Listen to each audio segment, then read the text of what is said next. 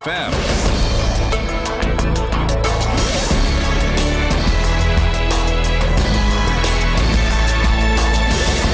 Good morning, this is the News Wire. I'm Lal Ubaga. Interior Cabinet Secretary Kipchumba Murkomen has slammed former Public Service Cabinet Secretary Justin Muturi for allegedly continuing to possess sensitive government documents, saying the government will take legal action against him. Speaking during a security visit tour, that is in the coast region, Murkomen said Muturi had swore to protect government secrets and that in recent statements he has done the exact opposite. Murkomen also vowed that the government is assessing Muturi's claims that his security has been withdrawn.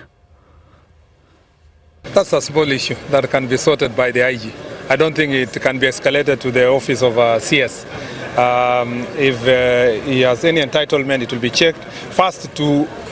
In the first place, to know if it is true, and once we know it is true, it can be sorted by the IG. I think that's a small issue. If it requires to escalate it to my level, I'm sure he can write to me. As I told you that as in the security sector, we don't do things politically. Now, if you're a resident of Migori, Kisumu and Nairobi counties, you'll have to observe strict hygiene practices as the Ministry of Health has confirmed that there is a cholera outbreak in these regions.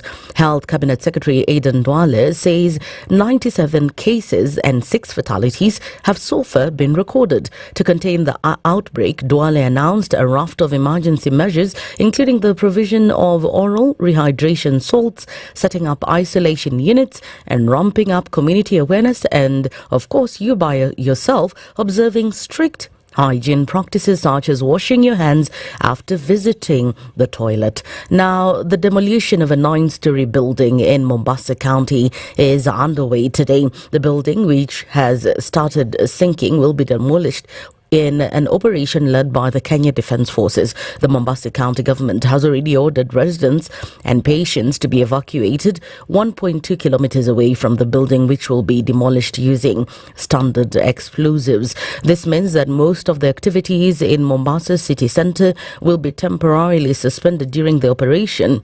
And County Governor Abdul Samad Sharif Nasir has said that the demolition of the building will be carried out to prevent the possibility of other houses collapsing in a safe manner. Hii haitodhuru nyumba yako, lakini ule mtikiso ambao kwamba utaka kuweko utasababisha athari ya masikio yako. Kila ukiwa karibu, wale wanaofanya kazi hii wanavaa vitu ambao kwamba zinawastiri na sio pamba ukasema kwa unaenda kujieka. Pili, lile vumbi litakalotoka haswa mtu mwenye mtoto, mtu mzima, litaanza kudhuru mapafu yenu. Tatu, hii ni bomu. Jumba hata likianguka kuna uwezekano chuma, mawe kuweza kuruka. Ikiruka kuna uwezekano wa kuweza kukupiga wewe kwa sababu ulikuwa pahali ambapo kwamba inafika. Hatutaki kupata athari zaidi. And police officers in Shinyalu, Kakamega County are holding a 48-year-old woman on allegations that she murdered her husband after hitting him with a blunt object. Witnesses say Olivia Shisali, together with her sons, ganged up against her husband over a family dispute. Sasa mimi nilisikia usiku simu ikisema, wakinipikia simu akisema Oliver ameua Shitokane. Nikauliza Oliver alikuwa ameenda kwao, alirudi lini?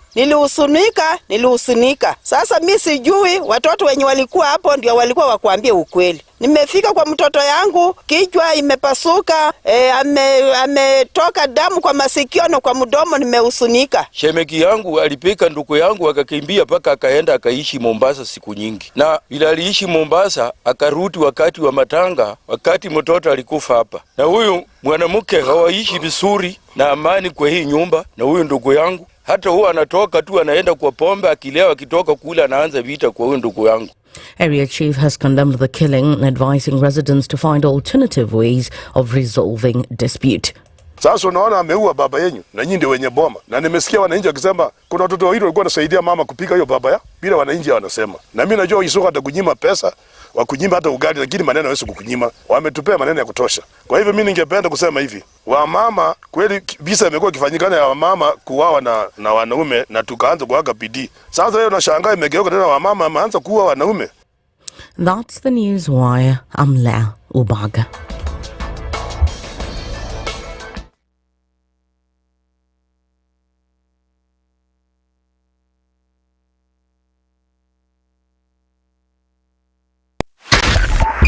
.5 Spice FM, Kisumu.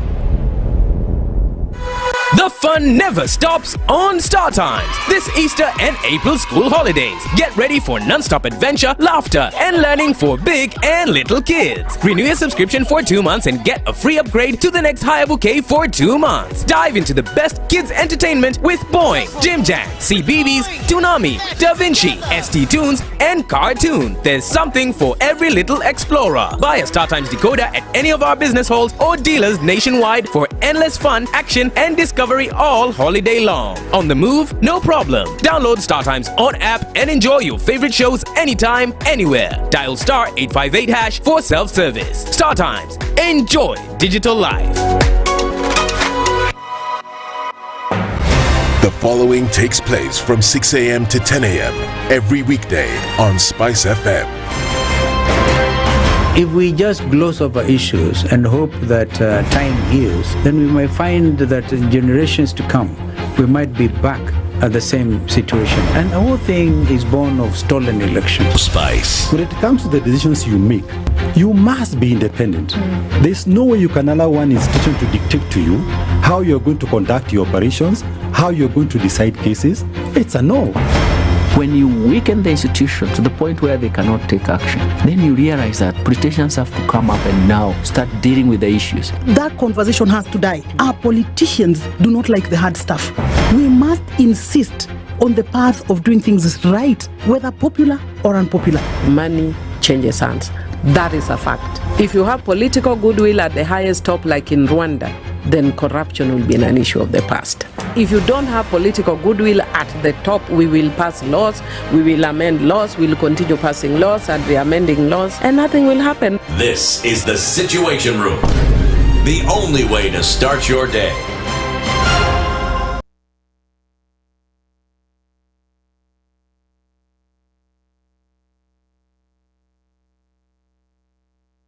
Good morning, and let's take a look at what's happening on the roads this Wednesday into the middle of the week and over the hill towards the end of it.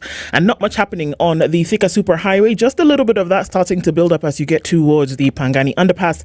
You'll also find some traffic on Jogo Road and then getting towards Landis right around Kamkunji. Folks are in and out already. As you come off of Kangundo Road, in and outbound traffic is already starting to build, but you'll be fine in other parts. Ngong Road looking good as it does on Waiakiwe. Southern Bypass towards Uhuru Gardens at the interchange is looking good. Let's see what happens as we get through third Wednesday. We'll talk on Spice FM KE on X, hashtag The Situation Room.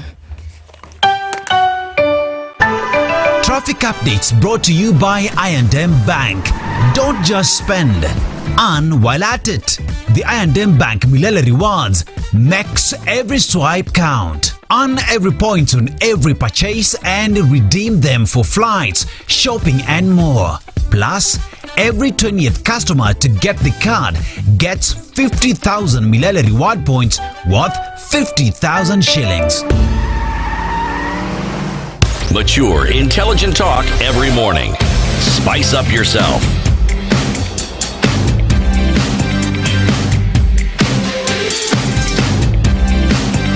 Mornings done right. 94.4 Spice FM, Nairobi. It's 9 minutes after 6 o'clock. It's Wednesday. It's the 9th of April. It is Wednesday.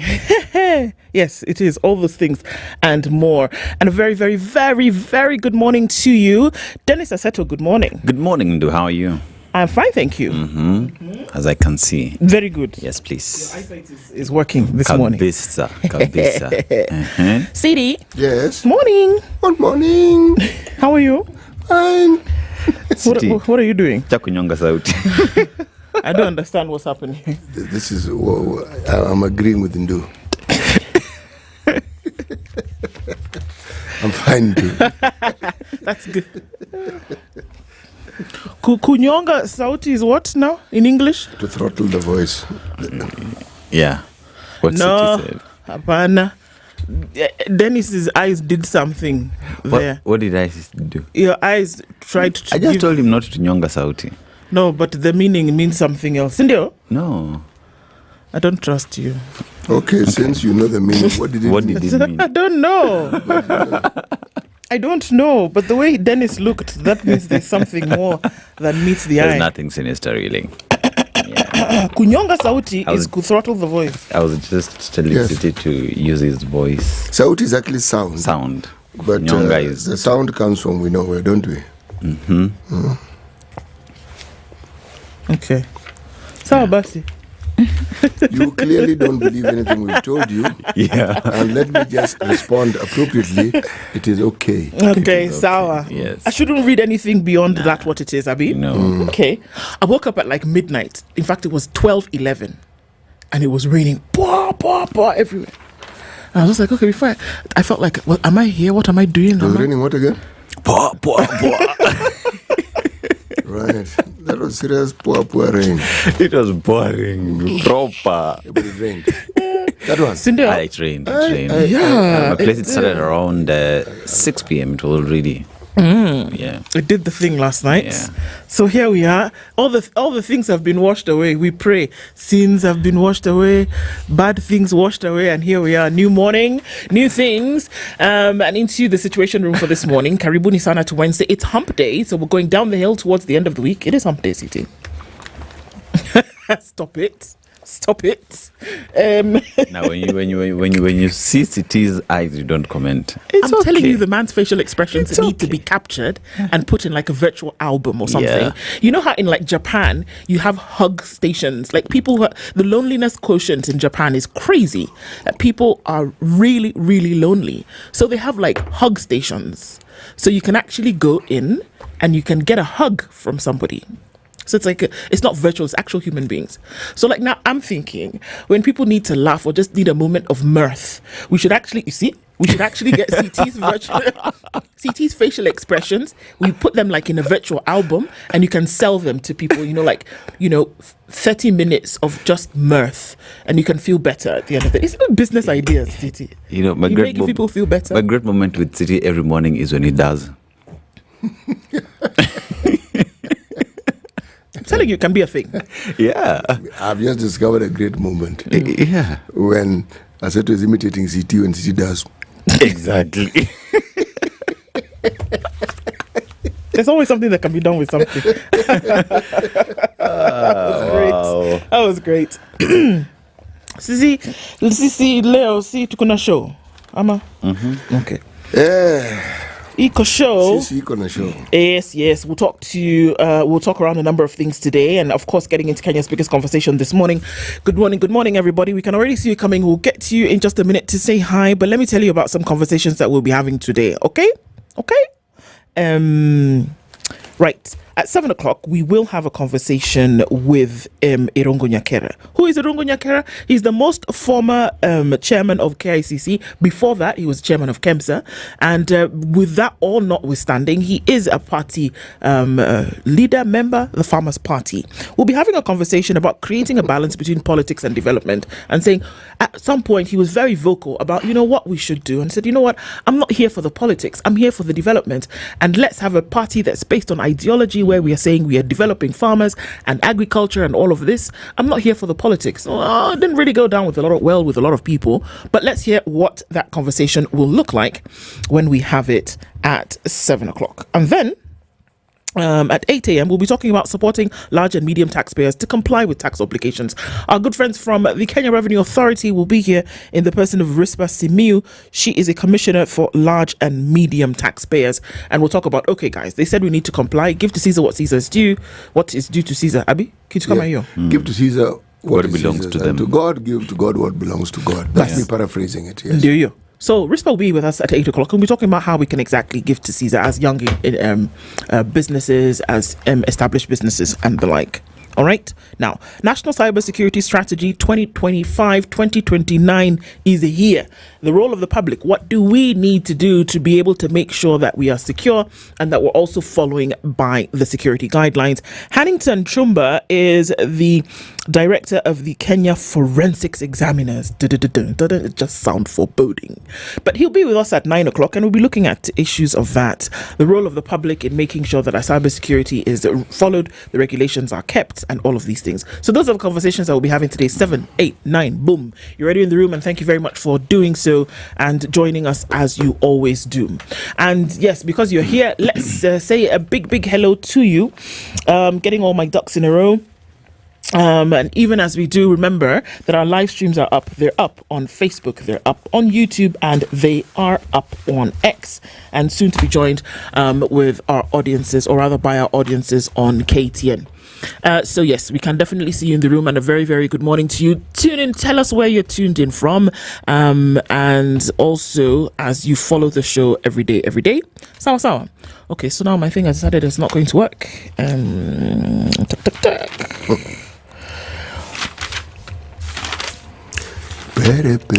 Okay, there we go. All right, that looks better now. So many people online this morning, and we are already seeing you clicking in. Greetings from Dayton in Minnesota, says Cyprian. Don Sabwa, we see you, and you want CT to say Kutsika. Say Kutsika. I don't know what it means, but Kusikika. To be heard. Kutsika. Mpaka Pansi. Okay, so read all of it. Okay. Church invasion on a Sunday is just not barbaric, but stooping too low. Stooping too low in Malawi, we say Kutsika mpaka pansi. CT say Kutsika mpaka pansi. Kutsika mpaka pansi. Ongea na microphones. Kutsika mpaka pansi. Very well. Nice. Done. It does sound actually interesting. Mpaka pansi. Good morning, everybody. Let's ignore our fifth president. Let's agree our fifth president has no peace since he took over. Really, Desmond? Okay, well, good morning to you, Desmond. Chris Mora is tuned in this morning and says, good morning to you. Michael Awar is tuned in this morning, and he is tuned in. Michael Olanda is tuned in from the land of 1,000 hills. Leo nimeona newsreader. Yes, you've seen her twice in a row. Maybe you'll even see her again tomorrow at 6. If you wake up bright and early, you will see her. You will get a chance to see her, Leah, as you say. Get a chance to catch the worm. To get a chance to catch the worm. Okay. The early bird. Good morning from Mombasa, says Robert Bogo, and Sir George Gashoiri is tuned in this morning and says, good morning, everybody. Looking forward to a great show, and warm greetings from Manchester. Thank you so much. Greetings from Colchester, says Rahim Tula, and Taleta Bibi Wapili. Okay, sawa R. Ukona ya kwanza? Na economy Wapili. Wife is a commodity that you must feed like a prized bull. In an economy, like, what do you mean? I have to get the best hay, put it in the best shed. Human being born. Not too far from the truth. Hey! No, I'm not being insulting. When someone reveals to you the way they think, that is how they think. That's what I'm saying. Oh, okay. So, yes, I get it. That's how he relates to certain relationships. He's actually telling you. Yes. Okay. Yes, everybody says it's nice to put a face to a name. Leah Upaga. Good morning to you. All right. Good morning, Ndu Mwalimu CT and Dennis, says to Sly. Good morning to you. Robinson Kisero says good morning from Hong Kong. Good morning, Ndu. Please tell CT that we're trying to contextualize CDF remarks edits our fears. So just take it like that. So Georgia Koth says good morning, tuned in good people. CT, Princess Ndu and Edna and Dennis. Kenya yetu Kenya ni nchi ya ajabu. What does ajabu mean, by the way? Wonders. Oh, wonders. Yeah. Okay, sawa. Stanley Ngashi is tuned in this morning and says, again, we are left wondering whether the 5 chiefs are back. Yeah, we don't know if they're actually back or not. Yeah. Who began this story of the chiefs and they are being back or not back? The CS for Interior told us that. Yes. Okay, that the chiefs are back. Yes, but the commissioner... Sorry, go ahead. He said that the chiefs are in Kenyan authorities who had been sent to Somalia to negotiate on that. So whether they were on their way back, now that's subject for conversation because we don't know the progress. So they are not back? They are not yet back. But so they are in the what we presence have is a situation where we've gone to negotiate for their release.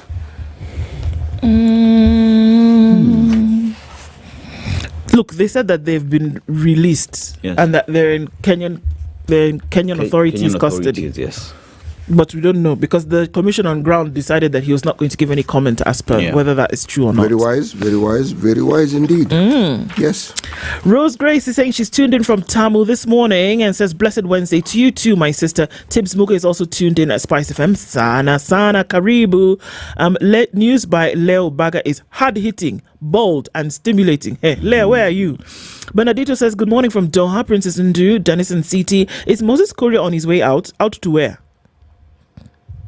Will he also spill the beans on what?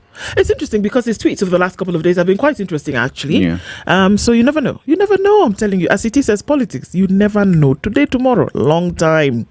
Monica Oile says, our dear Spicer, sorry to confuse you. We had overnight snow in April. Come on, guys. What's going on? You live in Ottawa, don't you, Monica? So, I mean, it's already cold as it is. So you're supposed to be going into spring. The ice should have broken by now, but it's still snowing. Changing weather patterns, my sister. There's a video of a nominated women MP from Garissa and the Ala MP fighting outside Parliament. What a shame, says my prince. Sindo. Deno Mwanza says, good morning, team. Tuning from Ndeya. Where's Ndeya? Ndeya. Tell us where Ndeya is. Daniel Jagona says, good morning from Embu, Dallas. We love you. There's a Dallas in Embu. Telling you guys are serious. Abu Sherry says good morning from Kendu Bay, another place I want to just go because I just like the way it sounds. Hilary Mosota says good morning, tuning from Sydney down under. Good morning to you. Chamge, my beautiful people, tuned in from the beautiful city of Nairobi. Nampenda sana tunakupenda pia. Naiman Movich says good morning, tuned in team Kubwa. Good morning. John Gishuki is in Laikipia. Good morning to you. Blue Ash, Ohio, otherwise known as CT Blue Ohio. Oh, Blue Ash. Blue Ash. Ohio. God. That's where. Is that not how it is spelled? It is how it is spelled, indeed. Yeah, it's how it's spelled. And this Blue Ash? Blue Ash is the city. Oh, see, hash. No, see, hash. Ash. Ash. Chief. Ash. Right. Got it. All right. Got it. That's where Enthusiastic is tuning from this morning. Silas Kibet is tuned in from Tel Aviv. Christina, we see you. Good morning. Did you guys see a clip of Farouk Kibet manhandling John Buddy like a kid? No. We'll look at it. Don't worry. Asiekuwepo na lake halipo kila mtu achukue kura 2027. Sawa Elkana. Sawa tumesikia. CT say Go ahead. Abishetse. Bas. Okay. Carol Nyambura natupenda tunakupenda pia, my sister. Young Jerry says good morning, listening in from Thika, and US is listening, says Norbert Mugo. Najib Jiro says good morning from London. State House is a crime scene. Allah. Sasa Team Spice, Salamu kutoka Tampa Bay, watching our retirement funds dwindling. Woi. Morris says good morning. Can we have Spice FM help push the agenda of youth getting IDs and being ready for voter registration? That's a good idea, Eddie. Yeah. Cindy, we can do something like that. Talking about pushing to get people to factory register, to vote, register for your voter's card and all of that. You know, we can help out and push where we can, isn't it? Good morning, says Mwafrika. Good morning. Salamu kutoka Doha. It's 30 degrees and it's still morning. Wololo. Isaiah says good morning, tuned in from Kansas, the land of the yellow brick road. And Ndeya is in Kiambu County. Oh, Ndeya is in Kiambu. Yeah. Oh, sawa. Huh? Did you? Oh, never mind. I just had a thought and it just disappeared all of a sudden. Okay. Good to have you guys in the room every morning as we normally do. CT, we are in... Wait. Zimbabwe. Yes, a song was sung about it. Liberate Zimbabwe. That's it? I don't know whether it was Bob Marley or it was Lucky Dube. I'm not sure. By the way, that's the sum total of people I know. All two of them. Okay. Yes. I've heard of others, but the names don't come easily to the mind. Okay. Right. We thank the flowers once we have eaten the fruit. We do what? We thank the flowers once we've eaten the fruit. This country that I'm speaking of, Zimbabwe, my friend, has minerals that you haven't probably even imagined. Did you know they have gold? Yes. Second largest reserve after South Africa. It has platinum. It has diamonds. It has chromium. You know these chrome things, chromium. Sasa. Nickel, copper, lithium. Lithium batteries. My friend, they have all. Watch it, they even have coal. They even have uranium. The question is, what don't they have? What don't they have? Zimbabwe is beautiful, by the way. What they don't have is a committed government that wants to look after the interest of the people. Because this sort of wealth, and by the way, the idea of a desert is a semi-arid place. Semi-arid, you can grow stuff on, like fruits and so forth. Okay, citrus things grow well in those sort of climates. There are certain things that I don't understand, but I'm told they grow. What I'm saying is this. It is an extremely rich country. The wars of the continent, the sad tragedy of the continent, all that wealth, and it dissipates, and the citizenry do not benefit. In actual history paints Zimbabwe back in the days as being one of the countries with great agriculture. It used to flourish and thrive in Zimbabwe. My friend, export, there's nothing they didn't grow. Yeah. They also had industry. You know these things that AGOA brought to us? Zimbabwe has already had them. You would get garments from Zimbabwe and you knew they were top quality. Top draw. You find African countries moving forward, then when they begin to engage the reverse gear, they really go into reverse. It's really sad, actually. They engage the reverse gear and remove the gear level, so it just keeps going back and back and back and back and back and back and back and back. But that problem started even before independence. The fight for independence had two major groups: extremists, moderates. There's someone who's never ever mentioned when you talk about Zimbabwe. You talk about Mugabe. Mugabe took over ZANU from someone called Herbert Chitepo. Herbert Chitepo was killed in a car bomb in Zambia. Investigations here and there. Those who were blamed for it were the Sellers Scouts. These were an elite squad from Zimbabwe.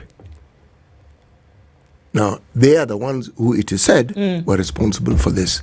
It is after that that Mugabe took over. Now, it is strange that when Mugabe took over is when now the guerrilla warfare began. Now, Mugabe was an extremist. He actually felt that this mollycoddling people and talking to them nicely is not really going to help. We're not going to do it. Nah. What we need to do is to give these guys a bollocking. And he had a partner who shared in this, a gentleman called Josiah Tonga Rai. Right. Now, Tonga Rai. Yes, one doesn't hear of these people. One just hears of Mugabe. Again, the sad history of the continent. Yes. Flowers. We thank the flowers after we have eaten the fruit. Yes, we do. As opposed to before, without maybe even the realization of where the fruit came from. Yes. Yeah. All right. It'll be interesting to see what those interpretations are. Let's look quickly into the headlines. On the front page of Kenya's bold newspaper, The Standard. State House rogues is what the headline is today. Hatchet men. President William Ruto clings to them like a leech. Or perhaps it's the other way around.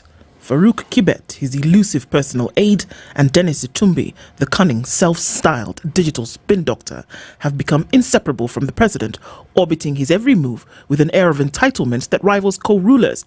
Their presence unnerves those around the presidency. Critics dismiss them as mere errand boys, meddling busybodies, or backroom schemers. In a blistering critique, former DP Rigathi Gachagua goes further, suggesting they're not just aides, but something more sinister, masterminds of self-serving schemes veiled by the authority of the state. Where? So that's the headline. Looking at some other stories. How murdered drug baron built empire. Yusuf Swale inherited the Akasha's drug networks, and as a youth turned into zombies, his family grew a multi-million shilling business.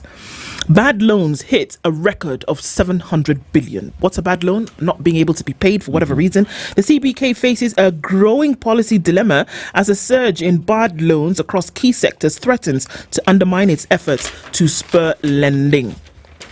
Londiani boys shed light on road carnage with Jinx Junction film. The the drama festivals are currently going on, and some really great stuff that's coming out there, and you can actually see the talent therein.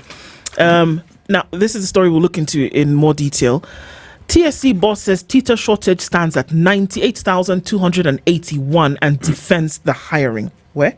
Shots fired as MCAs clash over Speaker ouster, and this is happening in the county government of Machakos, where just a day before we heard the governor of Machakos come out and say, I will lead this county and I'm not leaving anything behind. Sawa, we'll look into more details as we go along. Yeah, so the Daily Nation this morning, a puzzle of 6 names added to IEBC shortlist. Now, on the spot, the IEBC selection panel introduced 6 extra names to the final list of candidates just days to the start of interviews for the vacant position of the electoral agency's chairperson and members, raising eyebrows and questions as to why integrity, or to the integrity rather, of the ongoing recruitment. Now, those who had been added are Hassan Nur Hassan, Jibril Mali Mohammed, Michael Ben Oliewo, Charles Kipyegon Mutai, Stephen Kibet Ngeno, and Joel Muite Daniel.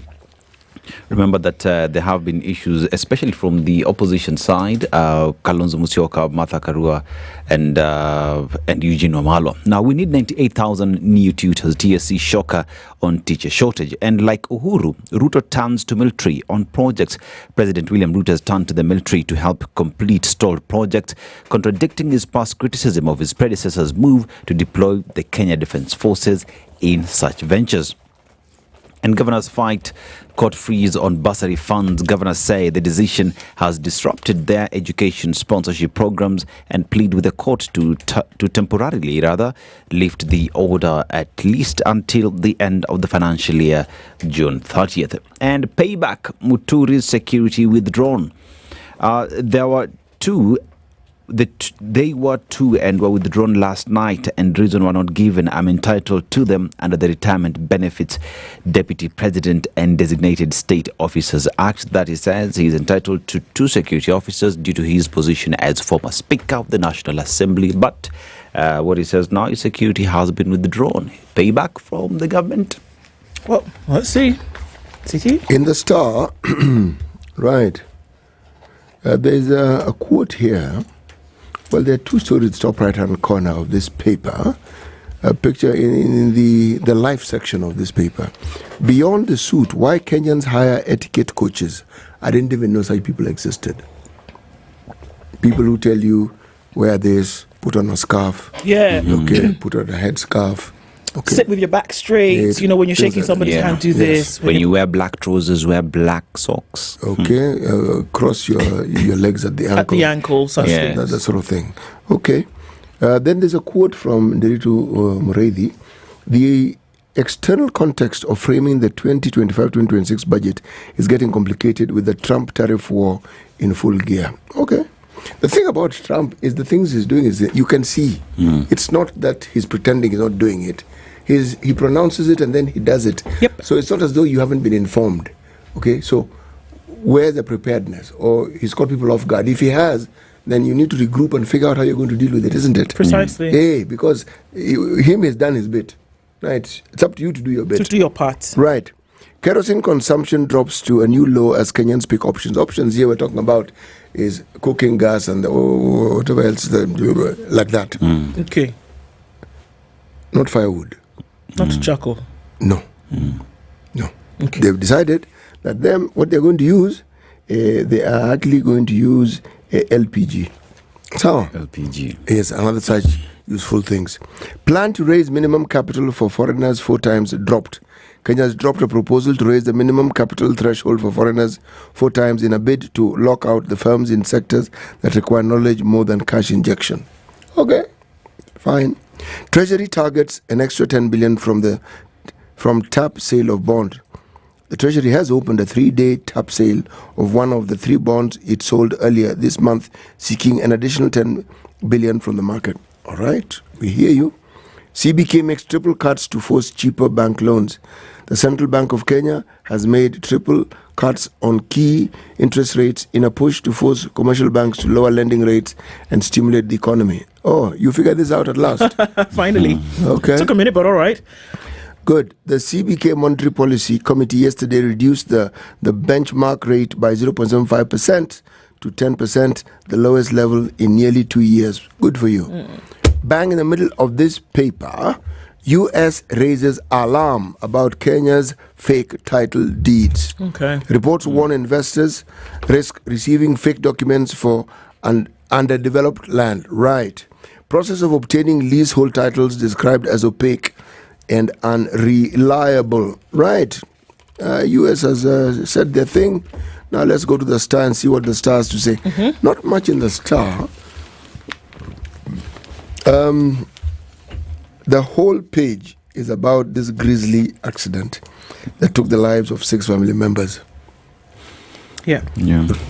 But bang in the middle of the paper, Ruto Rigiji Wars Mount Kenya Party quits KK. Yeah. That is Farmers Party. Who will be having a conversation with us. Yes, they said, us, we have gone. And we have reasons why we have gone. Right. Okay. And then there's a story of a lady here, the mother of a young lady by the name of Teresa Kwamboka. Remember the lady who was killed? In the media. Yes, at the media school. Yes. I knew she would return, says the mother of slain student. This matter is in court, and a certain gentleman has been asked to answer. Yes. The autopsy was done yesterday, and the results came out that she died from a blunt object and strangulation as well. So, yeah.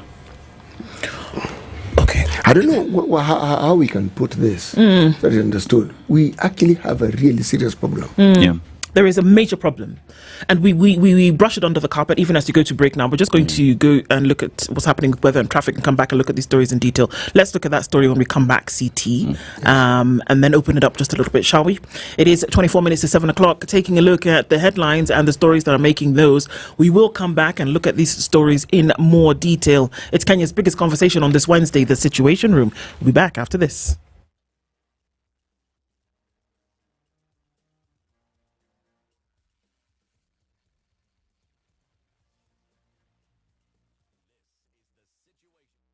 This is The Situation Room, the only way to start your day. The fun never stops on Star Times. This Easter and April school holidays. Get ready for non-stop adventure, laughter, and learning for big and little kids. Renew your subscription for 2 months and get a free upgrade to the next higher bouquet for 2 months. Dive into the best kids entertainment with Boing, Jim Jam, CBeebies, Toonami, Da Vinci, ST Tunes, and Cartoon. There's something for every little explorer. Buy a Star Times decoder at any of our business halls or dealers nationwide for endless fun, action, and discovery all holiday long. On the move? No problem. Download StarTimes on app and enjoy your favorite shows anytime, anywhere. Dial star 858# for self-service. StarTimes. Enjoy digital life. The weather with SpiceFM. Cloudy and drizzly conditions in Nairobi at 15. This morning we'll see highs of 26. It's 15 and mostly clear for now in Nakuru with sunny conditions at 13 into Nyeri. It's clear at 12 in Eldoret and we're looking into a sunny Mombasa for Wednesday at 26 and 26. Mostly sunny in Malindi.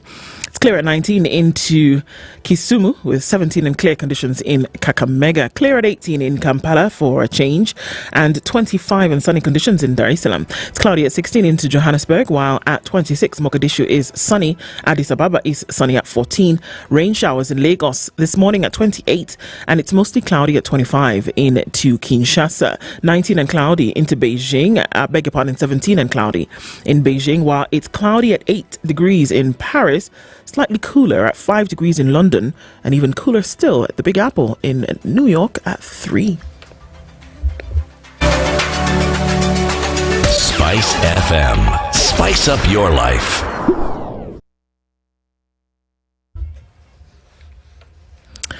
All right, so not yet in traffic hour, but we're already seeing some of that starting to build up in different parts of the city. The Thika Superhighway, as you get towards the Pangani underpass, already something as you're trying to get towards the city. You get towards Maranga Road and you'll be all right, at least for now. Swinging by the Globe Cinema roundabout, and then also going in the other direction, Wangari Maathai. Wangari Maathai, trying to get to Westlands, that probably is your best bet. If you're coming off the Thika Superhighway, it's clear for now, and you'll be able to get towards Westlands, Parklands, through towards Gigiri. Not a problem here, and this is via Peponi, so you're good there. Lower Kabeta into Spring Valley is also looking good at this point. Ngong Road is not looking bad either. The Southern Bypass is hunky-dory. Let's use that word for this morning, shall we? And as you get off of the Eastern Bypass, it's going to clog up at some point. So now it hasn't.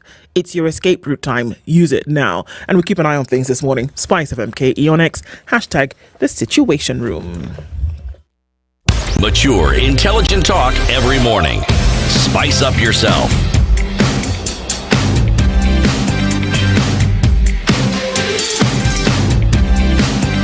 Mornings done right.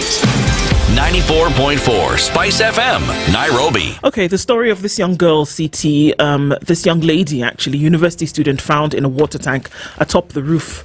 And the suspect, who is her boyfriend, who was a boyfriend, was brought before court the other day to answer. Yes, a gentleman by the name of the suspect is called Eric Mutinda. Yes. But this is a story that is carried on other people, or some of our other dailies as well. You see, the thing that strikes me here is how it is reported, it is spoken of and forgotten immediately. Like so many others who have been killed in some bizarre manner, and they all tend to be young women. And the perpetrators or those who are suspects are men. Most often in a relationship of some sort. Yes, them. or they had some understanding, they were doing business together.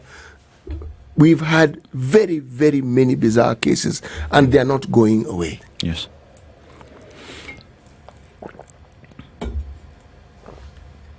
These young women who are being killed in this manner, anybody, I mean, look at some of the ages we heard when we had a conversation with Jerry, Minor, about some of these things. It is not easy to take the life of another human being. And we'll talk about strangulation. Either you're strangling, you have to be within close proximity to strangle somebody. You can't, it's not like which is not like a shooting from a gun, which according to experts is called an impassionate or dispassionate way of taking life. But to strangle somebody, you have to be within close proximity. So then what normally leads you towards something that's, a crime of passion. So something has happened here. But it's not easy to take another life. So you can imagine the person who's doing this is imbalanced at the highest level. There is a problem and we're not addressing it. There is something that has gotten them to the state whereby they feel as though they can do something so grotesque to take somebody else's life. And we've seen this repetitively around the country and we're not doing anything about it. It's going to become something that's going to hit us in the face and we're not going to know how to deal with it then. My people in my village normally say, it is when the water is at your ankles that you should start doing something about it and not when it is around your neck. So it was time when we had the first case. Yes. Not when we're dealing in the thousands.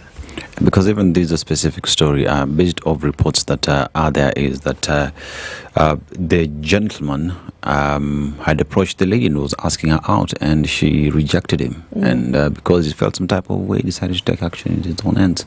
And even reports that I get from the reporters who are covering the same is that this gentleman killed the lady, stuffed her in a suitcase and lie next to that suitcase the entire night before he decided to go drop that. Now, does that sound like somebody who's okay? Just imagine that for a single second. Yeah.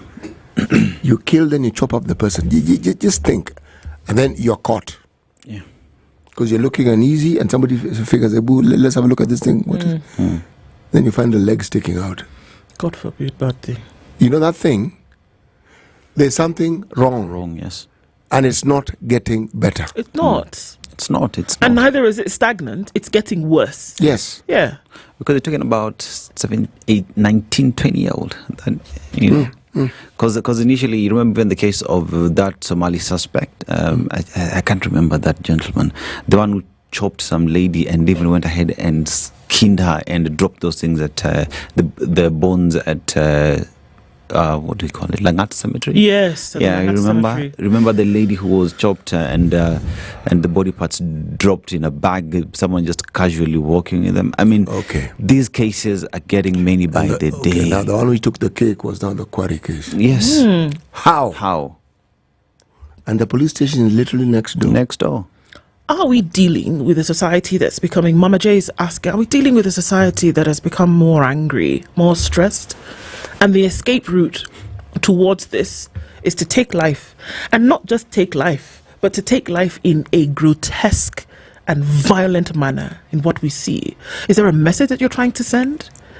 I mean, I remember watching a documentary of some of the world's most notorious killers and the things that they did, and essentially trying to send a message. Is there something that you're trying to send with these things that we see? But we can't ignore it. We shouldn't. Getting more violent. There's the levels of stress are crazy. You can imagine taking somebody's life because she refused an advance to you, and you take her life as opposed to walking away. There's a problem, and we're not dealing with it. And like I said, it's going to smack us in the face repetitively if we don't. Problems that are so much more worse than a failing economy, problems that are so much worse than a falling down education system, problems so much more worse than a crumbling health system, when you have the very individual who is breaking apart from a mental health issue or just from societal strains and stresses that cause you to take another life. Gosh, we're hurtling down the dangerous path and doing so very quickly. And we're not doing anything about it. We're just watching it go. But what is even worse, and what ends up killing even more people, is when resources that are intended for the benefit of people are diverted and it goes to individual people's pockets. Yeah. Now that is crime against humanity now, because the effect is not on a person. It's on many people. And the ripple effect is perhaps part of what we're seeing now. Yeah.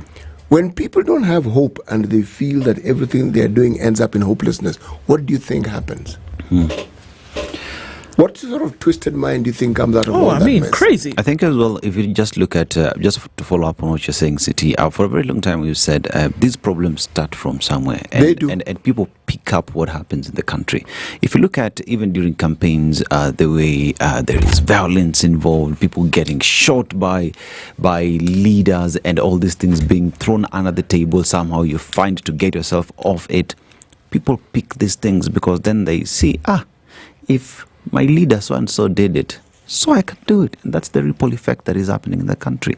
I mean, the political goodwill and just good leadership is lacking. I hear you. But also, when I think about it, the out from stress cannot be murder. The out from a difficult situation cannot be that you take a life. What was the out when we were growing? What was the out? You take a walk, you have a conversation with somebody, you go see somebody, you pray, you do something. You don't kill. And if we've gotten to the point whereby the value that we place on human life has degraded to something that you can snuff it out and bury somebody's bones or stuff somebody in a tank atop a roof, my God, we have problems. And we're not dealing with them. And it will be reminiscent in everything that we see. Take your pick. Look at the headlines that we look at them every single day. Look at the stories that we look at every single day. Listen to the pronouncements that people are making day after day after day. It's linked to this very thing. And we're here dealing with it, pussyfooting around issues like, they don't matter. What value? What value are we placing? We need to come back. We really do need to come back. The power of example is an extremely powerful one. It is how children grow. They listen to their parents, but they watch. What they end up doing is what they have seen, not what they have heard. Now, what do you think happens when people whom you have entrusted the leadership show you the sort of things that leaders in this country show you? One, that they don't really care about you. Nope. Not really. True. They will talk about caring about you, but their actions belie the very statements that they make. This despondency that seems to be a current currency will be our undoing. It will be our undoing. When you look at the police service, who are the front line of dealing with all these crazy things we keep talking about, my goodness, How do you think that affects them? And what do you think that leads to when it comes to their behavior? Yeah. For sure. Anyway. You can't run away from it. Enough said. We've been told by the government that 100,000 teachers had been hired at least since 2022. Well, that's interesting because the TSC boss says, you know what? We have a teacher shortage of 98,221. So we're going to need to hire more teachers, and all this hiring that I've been doing, I'm defending it. And this is according to Nancy Macharia, who is the CEO of the Teacher Service Commission. And they say that the country is facing a shortage of 98,281 teachers as it rolls out. This rolling out of the CBC, have they not already rolled it out? Anyway, so Nancy Macharia told the National Assembly yesterday that the commission had not been sufficiently funded, cautioning that the situation could worsen as CBC pioneers join the senior secondary school next year. Hello? Hello. The situation is already bad. It's not worsening, and CBC is not rolling out. It has been there. It's not waiting. It is already bad. Yeah. So for you to come and tell us today that we are rolling out and that the situation could worsen if we don't do 1, 2, 3. Hello? Is anybody here? Is anybody there? It's already bad. My sister Nancy Macharia also went on to say that the shortage of teachers was infringing on the children's rights to access basic quality education as enshrined in Article 43 of the Constitution. I don't know why she's joined the party so late, but these are things that have been happening this whole time, and these are things that we've been shouting about. That you want to roll out, this rollout that we're talking about is happening in 9 months. For a rollout to take place, it might be planned for. Yeah. 9 months. It's like they normally say, the woman who is pregnant, they don't have to come and whisper to her every month that she's pregnant. She is aware. She knows. There are things that are happening that she knows that she's pregnant, and she knows that there will need to be a place where this baby will sleep when it's born. There are clothes that this child will wear. There are things that need to happen. So this CBC did not come and knock you people in the face and say, hello, I'm here. No, you've known at least since 2017. At least that you would then have grade 9ers who are going to go to senior school in 2026. You knew. So now you're telling us that, if we don't do 1, 2, 3 today, we will not be ready.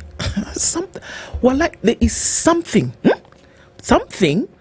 I don't know if it is underground where people go, they chota, then they go and drink it, then they come and tell us these things. There is a place, a special place, where there's a special drink that people drink, and then they come and tell us this nonsense. Let's just paint a picture of the current class have been in CBC for how many years now? Didn't they know they would transition to seniors? I said this current grade 9 that we're using to do guinea pig is the same class that was started off at a CBC in grade 3 6 years ago. Yes. Where in 2025, this thing started. 2018 December is when Amina Mohammed had said, stop this thing, let's wait and see. And people told her, you are mad. We are doing it anyway.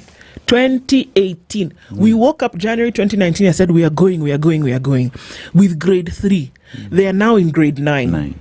And they're still suffering the same fate that they did then. And then you want to tell us that if we don't sort it out now, we are going to... What are you talking about? The situation was worse after it was bad. Yeah. I don't know where.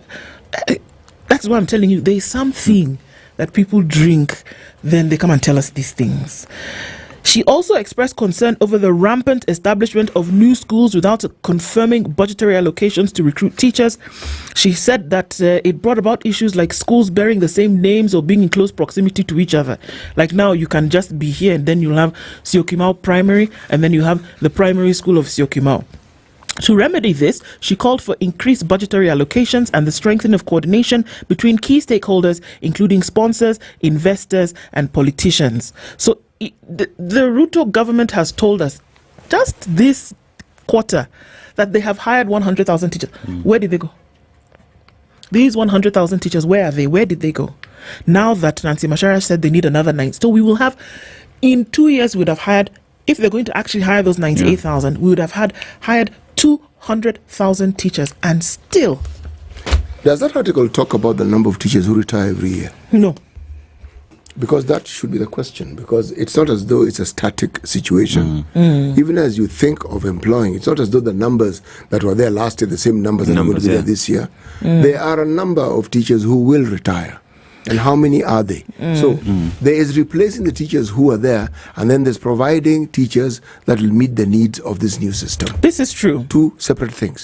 So unless one has that information, then whatever else we are being told about what they need and how they need it, perhaps a little more information is necessary. Just when you thought you were out of the water, members of parliament are also saying, you know what, these promotions that you people are doing for teachers, kind of like what you're talking about just now, and how you're handing out letters to members of parliament to then go and hire people, we are going to disband this TSC because even you people, you are joking.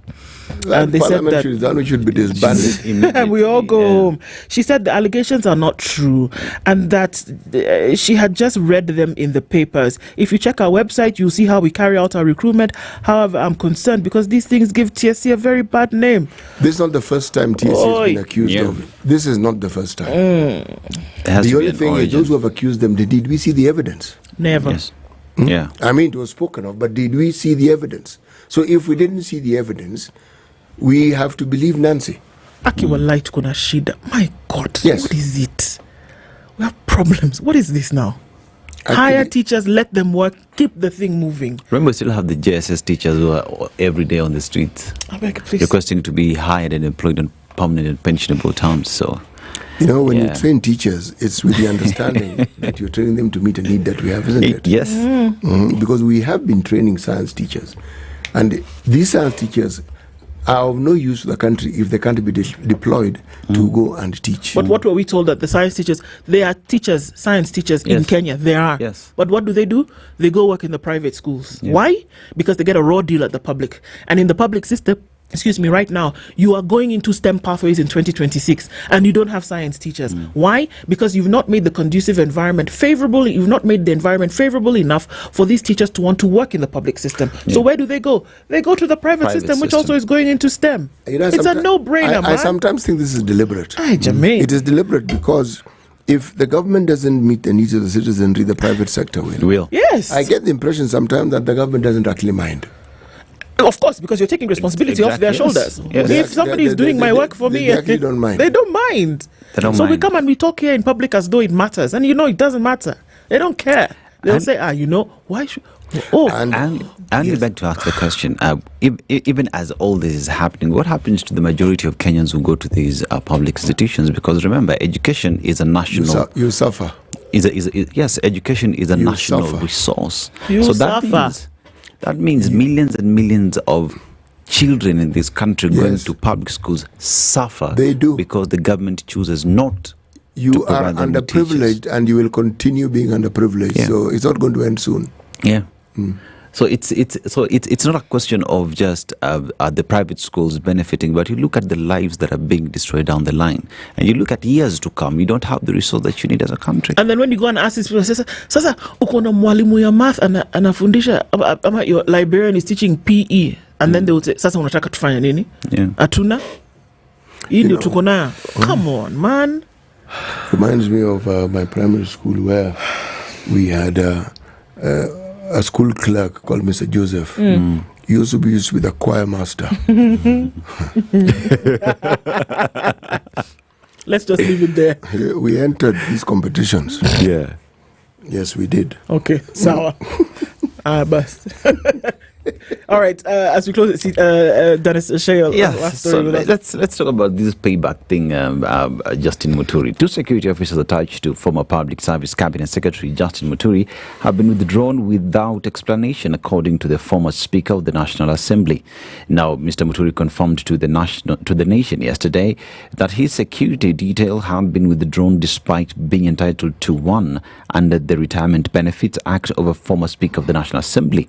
There were two and were withdrawn last night, that is Monday, and the reasons were not given. I'm entitled to them under the Retirement Benefits, Deputy President and Designated State Officers Act, Cap 197B. Now, however, police spokesperson Michael Mushiri told the nation that he was not aware of the withdrawal of Muturi's security. I am not aware of any such development, therefore I cannot confirm or comment on the matter, Mr. Mushiri said. Interior Cabinet Secretary Kipchumba Murkomen said he has yet to receive a formal complaint from Mr. Muturi on the status of his security detail, but ruled out that any such withdrawal could be political.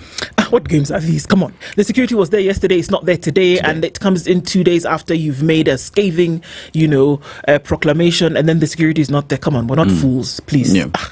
You can't say that today they were both sick, they didn't come to work. I think even when the Cabinet Secretary says he has not received any complaint, I mean, You could just call the IG. I mean, that's an order that has been given within the police structure. It's easy for you to get that information and share it. What a coinkydink that on that day they're not going to show up for work. Stop it. But this has happened before. Yeah.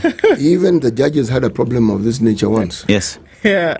So it's this isn't the first time we hear these stories. So, and you can always align that particular occurrence with something that happened that points to someone in government not being necessarily happy with that particular institution. But City, the problem is, I think the institutions that we have given powers through our constitution just fail to live up to what it is they're supposed to. Because we're talking about a police service commission that is independent, should not be directed by the government, City. It's not these issues are not government. To get to the bottom of it, you need to ask which individuals do these things. It's not government. There are individuals who are that petty, who think that this is how to deal with matters and you keep people in check and in line. So that, as we say in Kiswahili, washike adabu. Good morning, 7 o'clock. Yes.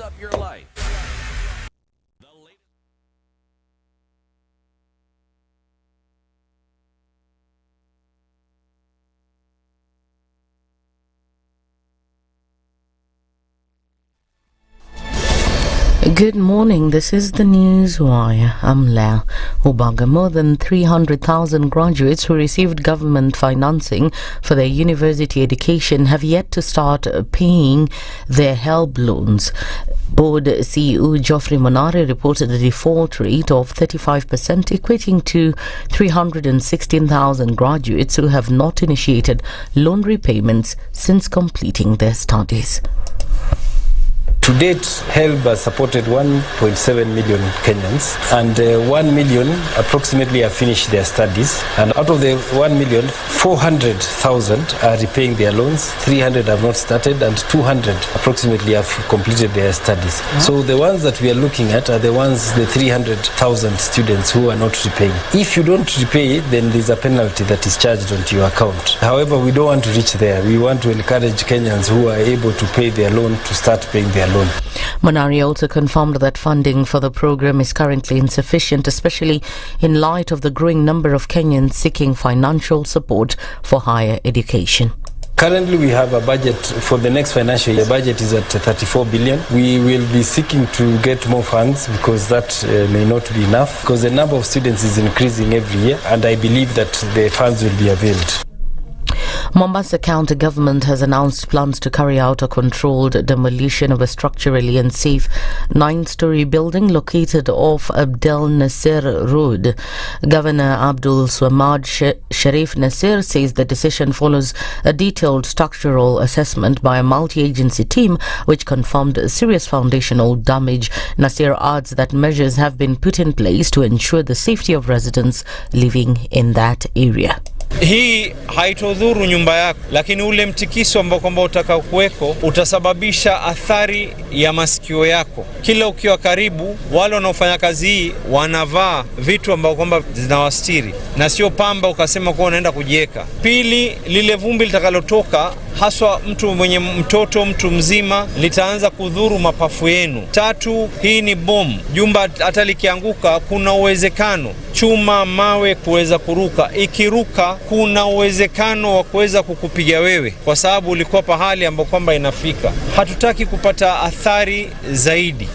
A parliamentary watchdog committee is set to summon the National Treasury to explain why thousands of civil servants are taking home less than a third of their net salaries, with many having committed more than the legally allowed 2/3 of their basic pay to loan deductions and statutory obligations. The National Assembly's Public Accounts Committee attributes the steep reduction in take-home pay to increased deductions introduced under President William Ruto's administration, including the housing levy, Social Health Authority contributions and the revised National Social Security Fund rates. Committee Chairperson and Butere MP Honorable Tindi Mwale expressed concern over the growing number of government departments flouting the regulation intended to protect workers from being left out without adequate income after deductions. Civil servants have in recent months seen their pay slips shrink, with 1.5% of gross pay deducted for the affordable housing levy, 2.75% for the social health insurance fund, and increased contributions under the NSSF Act. And in the international scene, Gabon holds a presidential election on Saturday, the first since a 2023 coup ended the Bongo family's 56-year dynasty, and which the country's new military rulers hope will legitimize and cement their hold on power. Officers led by Brice Oligui Nguema took power in August 2023, the last in a 3-year wave of coups that swept West and Central Africa and eroded decades of democratic gains in the region. Nguema, who initially promised to hand back power to civilians, declared himself head of the transitional government and last month announced his candidacy for Saturday's vote. That's the News Wire. I'm Leah Ubaga.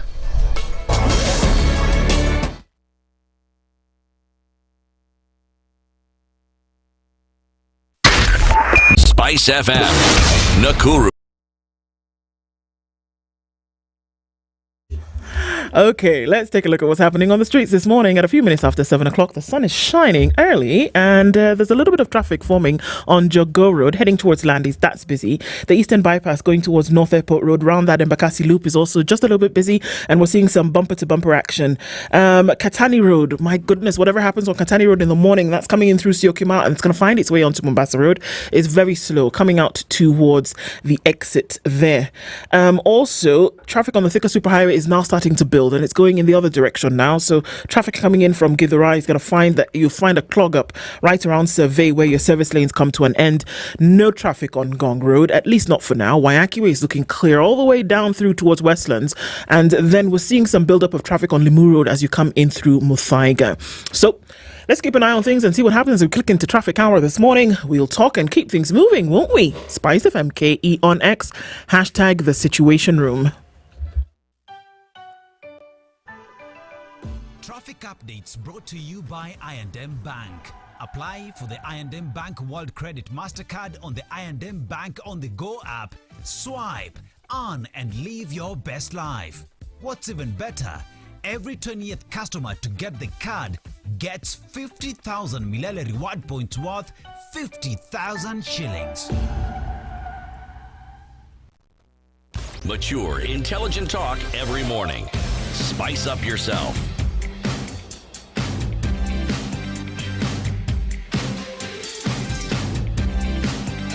Mornings done right.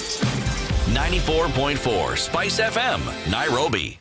A very good morning to you. It's 6 minutes after 7 o'clock. KTN, good morning. And our audience on KTN, good to have you here as we get into this next hour of Kenya's biggest conversation right here in the Situation Room. CT Dennis Ndu, as we now go on to several other matters that are happening around the country, indeed the region and the world, bringing those conversations that matter and an opportunity for us to have them. Our live streams are up on YouTube, on Facebook and on X, and Edna is controlling things here and says, you know, good morning to you as well. As we get into it, we will have a conversation this morning. It will go political, it will go then also development, and we'll tell you about that just in a little bit. But CT's had some magic in his pocket, and he's letting us know how we can spend and how we can earn. Abi? Yes. That can be summarized in one statement. The I&M World Credit MasterCard. That's it. Okay. That card offers you very many opportunities. The usual opportunities of spending, but the additional opportunity of accumulating points, which are referred to as Milele points, which you can spend at a later date. Okay. Now, this information may appear too good to be true, but all you need to do is this. You need to go to I&M Bank on the Go platform and register. When you register, if you happen to be the 20th individual registering, you stand a chance of winning 50,000 Milele points. 50,000 Milele points equals 50,000 Kenya shillings, which means 1 Milele point equals 1 Kenya shillings. Beautiful stuff. Yes. Thank you. So we need to go to the app, we download, we spend, we earn, we spend, we earn. It's great. The word Milele is not just facetious. It means it goes on and on and on. You spend, you earn, you spend, you earn, you earn, you spend, like that. Okay. Yes. Fantastico. All right. Our guest for this hour is seated in the hot seat of the Situation Room. And Irungu Nyakera is the... Hey, okay. First of all, Irungu, good morning. Good morning. How are you doing? Very well, thank you. Good to have you here. Very happy to be here. Okay. I've been here many times. Yes, you have. So this year, I think it's the first one. It is. Yeah, thank you. Good to have you here in 2025. So for all intents and purposes, we can say Happy New Year. Never mind that we're in Absolutely. April. Yes. Yes? Yes. Okay. So we'll get into some conversations with you this morning, obviously. And you know what? Let's start it off with today's proverb. As you know, CT is in a different African country this week. He'll let us know what the proverb is, and then you can interpret that for us. Is that all right? Yes, we are in the Republic of Zimbabwe. Mm-hmm. We thank the flowers once we have eaten the fruit. Lungo, how are you doing? Very well, thank you. That's good. Yeah. Yes. Yeah. That says about delivery. Yeah. So once we see the delivery, we thank the manifesto. Okay. Oh, well done. Okay.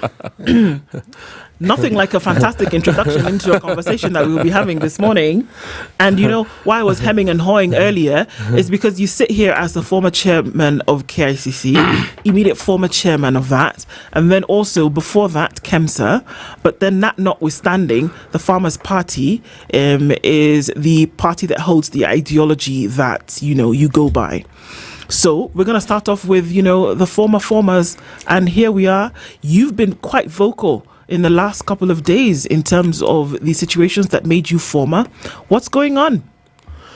I think first, when I was talking about I'm happy you asked that proverb because that's really the issue. Because a lot of people are asking, why are people angry? Why are certain people angry? And people are because of failed promises. Because you see, I remember in 2022, we were part of the Kenya Kwanza coalition as a Farmers' Party, and I've come here severally discussing as a member of the coalition. Yes. And even defending the coalition because once the first 1 year, you can give a lot of excuses. The second year, people might not believe your excuses, but by the third year, then you really can't give the excuses because it means that by 2027, you'll be campaigning as though you are campaigning in 2022, the same way. So we went around the country, different places, and held town halls, held roadside meetings and all that. So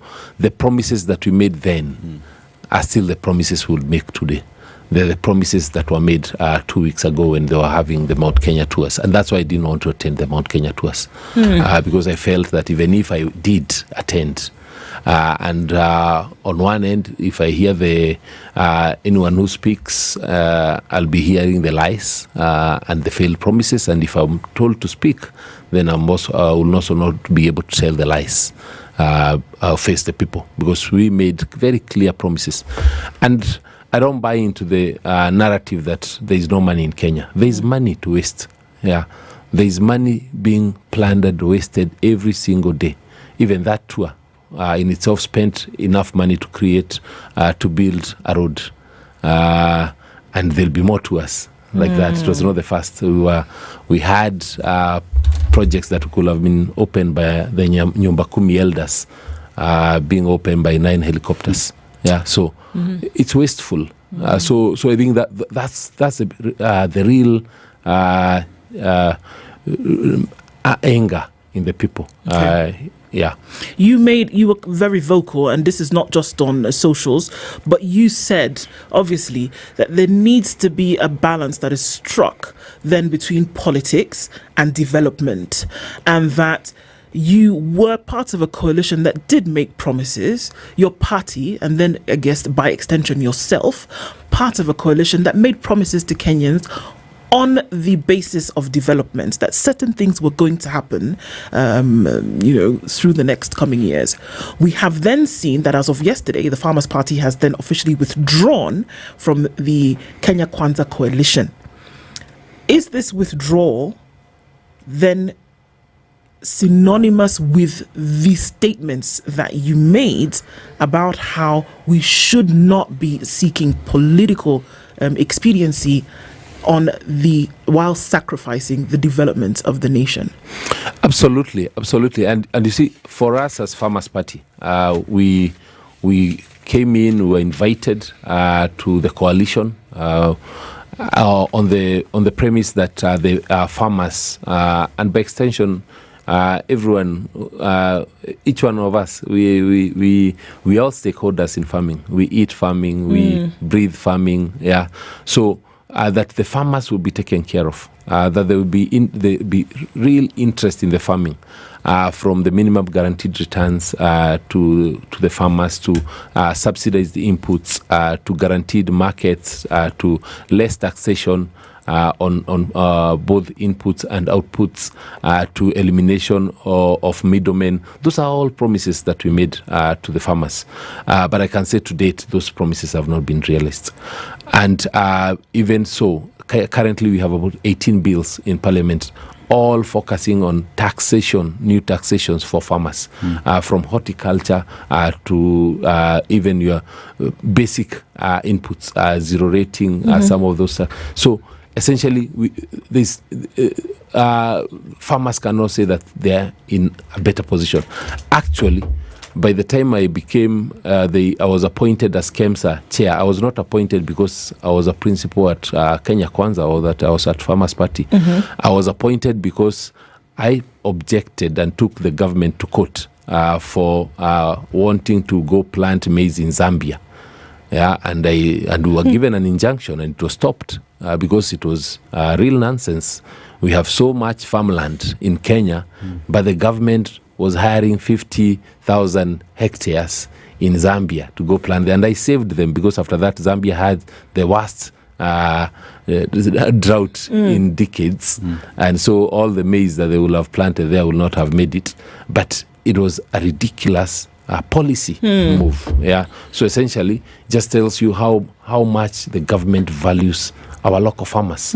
Yeah. So Irungu, as you talk about withdrawal from the Kenya Kwanza coalition,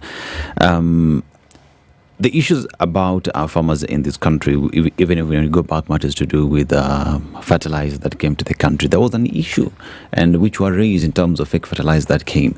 Recently, we also realized that there was even an issue with the first batch of fertilizer that came from Russia, and we've had the former Deputy President Rigathi Gachagua raise issues about it. Yet at that time, seems as though you were quiet. But that notwithstanding, is it fashionable? Have you withdrawn from Kenya Kwanza because it is fashionable to withdraw from Kenya Kwanza right now, especially coming from Mount Kenya, because the ground is hostile? Not necessarily. I think we got to a place where we felt that our voice is not heard, and when it's not, and you are lumped into the Kenya Kwanza coalition as a party, it's a marriage that is not working. There is a lot of political infidelity. There was a signing of the apparently Kenya Kwanza coalition with ODM, which we had no idea about. We just heard about it. But they said it was not a coalition, it was just working. So whatever it was, but it was for Kenya Kwanza and ODM. And you see, if it was for UDA and ODM, it would have made sense. But you see, when you have a coalition where you are lumped, you just hear, you wake up one day and you hear, oh, today you have signed this. And your members, we have a few 100,000 members. Yeah. And when our members ask us, oh, why did you sign that coalition? What do we say? Have you at least raised these concerns with the Kenya Kwanza, and what was the response? Even when we were taking our letter of withdrawal, there is no secretariat for Kenya Kwanza. You just take them to the UDA office. Yeah, there is no chair for Kenya Kwanza. There is no convening or convener for Kenya Kwanza. So it's just an amorphous body organ that you just subscribe to, but you're not party to. So any time I make a statement or comment, and then people say, but you're part of the Kenya Kwanza coalition. Exactly. Yeah. And so then one would ask the next question then, why were you fired as the chair of KICC? I believe, you see, the statement I made, which is what got me fired, was that, one, I was not around. I was still pursuing my master's at Oxford University, so I was still at school. And I urged the residents and the leaders to welcome the president, but also just discuss politics, not necessarily, discuss development, not necessarily politics. And I understand the biggest man in the land called the printers and said, I need that special issue done for this man to be terminated immediately. But what did you do? That's it. You were away studying? I was away. I just saw. When you were appointed as the chair of KICC, were you away studying? No, I was around. You were in the country? I was around, yeah. Okay. Yeah. Were you aware that you were going to go away to study? No, I didn't. Okay. When you went away to study, did you tell anybody that I'm going to be away for the next, X period of months, and so that means that, I won't be here?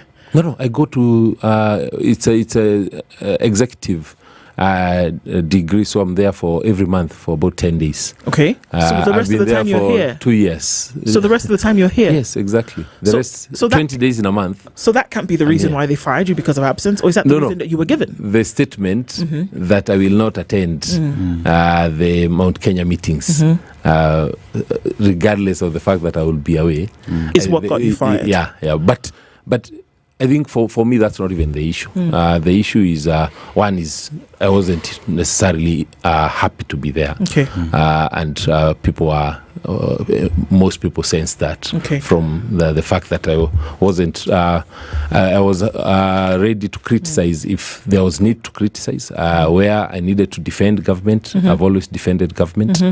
But I think the issue I took with the firing was that it was done on a Tuesday.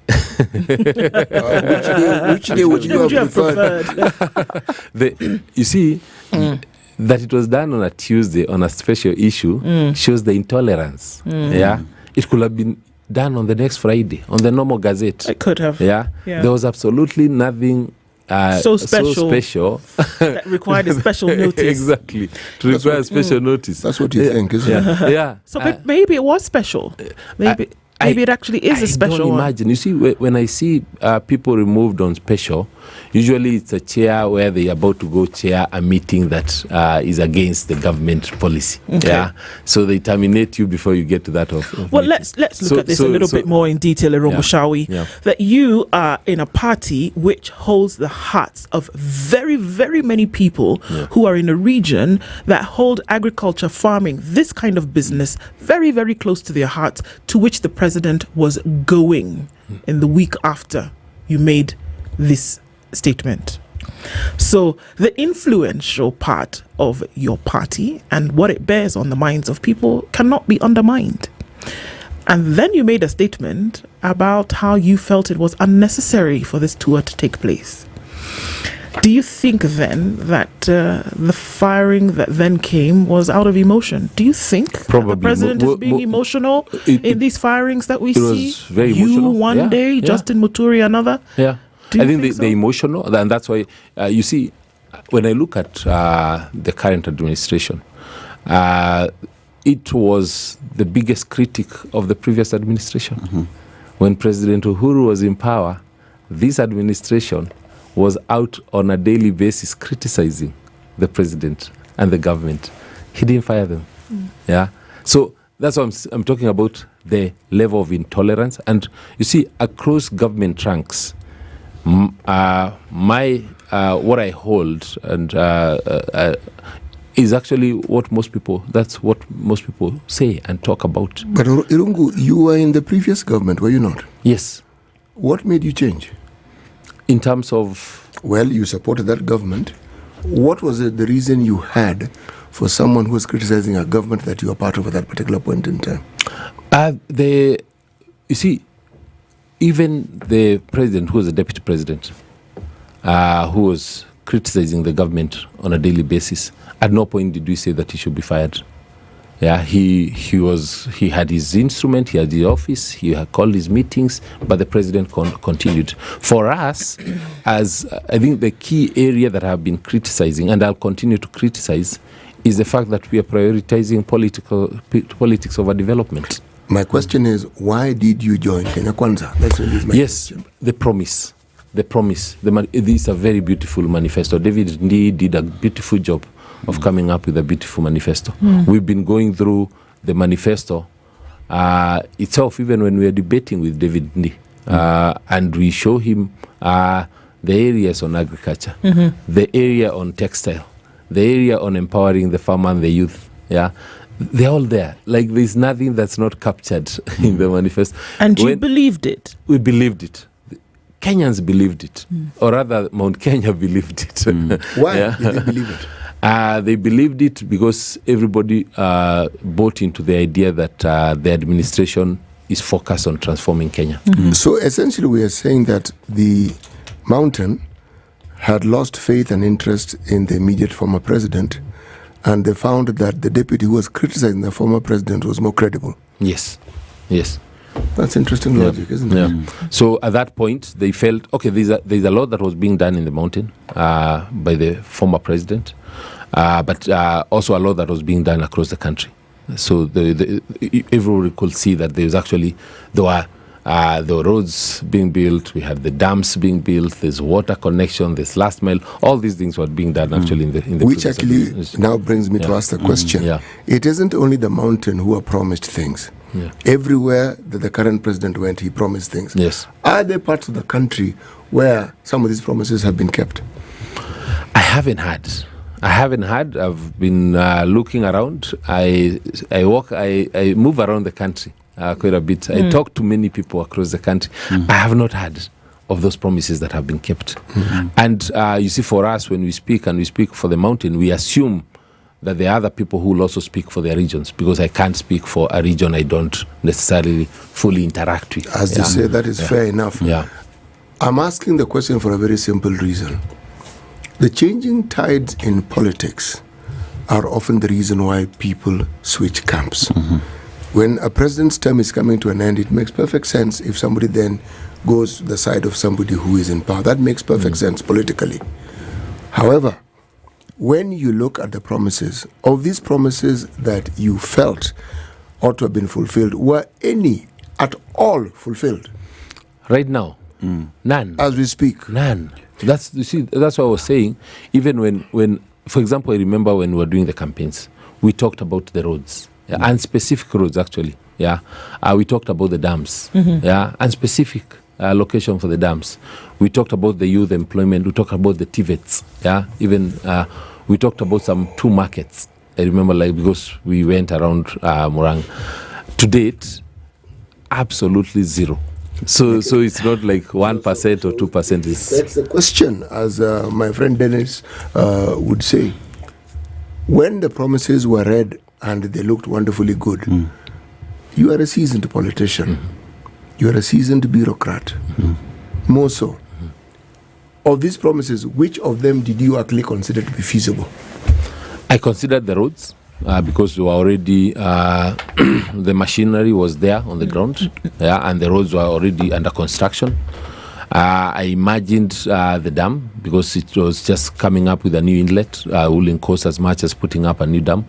I assumed the issues of health, because we talked about them a lot and talked about how we'll transform from NHIF. So some of those are the key ones. The others were small, 500, 200 million, things that you could see a cornerstone has been laid. But Irungu, during that time when, even after taking government, you being part of the Kenya Kwanza government, there is a narrative that was sold by your party then, by the party that you supported, that you inherited a dilapidated economy and that the country needed more time to, first of all, service debts, to be able to do all these things. As we speak today, the government says we are embarking on these projects that we promised. What's the problem in being patient in the very same government that you told Kenyans, Oye Majama, it is not looking good, we need to fix this?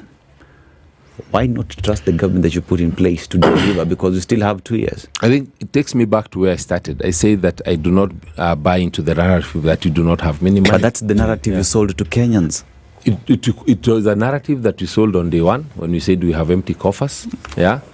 From there, we allowed the first finance bill that raised enough money.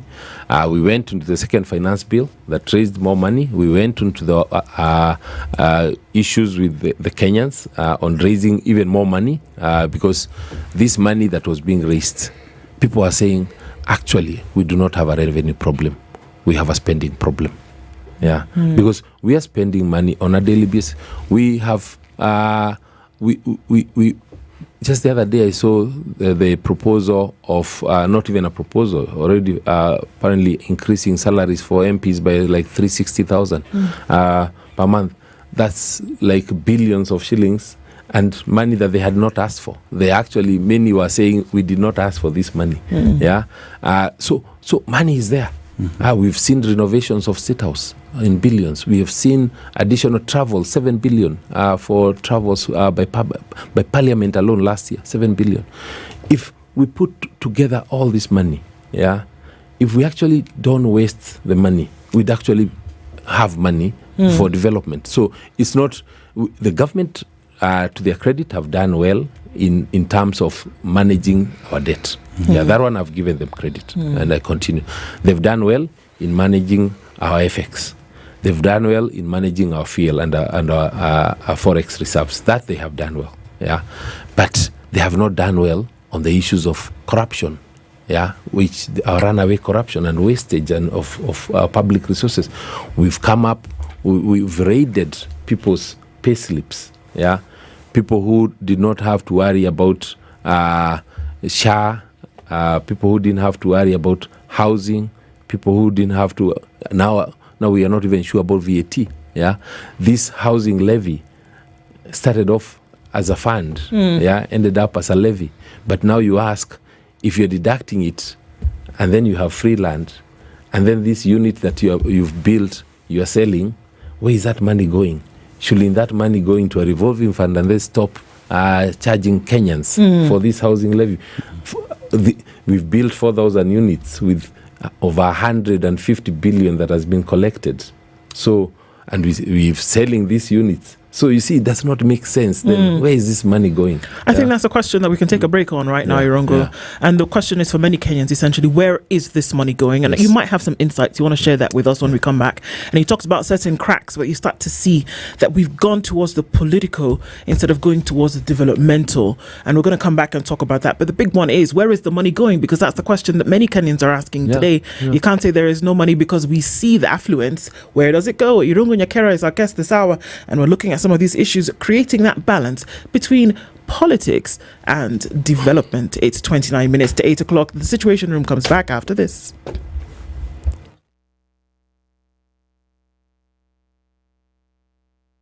This is the Situation Room, the only way to start your day. The weather with SpiceFM.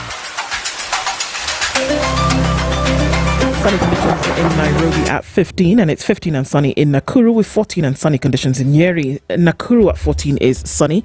It's sunny in Mombasa 26, and at 28 Malindi is sunny. The sun is up at 19 into Kisumu, and we'll see the sunshine in Kakamega at 17. Kampala at 19 is sunny with sunny conditions in Dar es Salaam at 25. Johannesburg cloudy at 16 with sunny conditions at 28 in Mogadishu, and the sun is up as well at 15 in Addis Ababa. Rain showers continue in Lagos at 27 with cloudy conditions in Kinshasa at 24.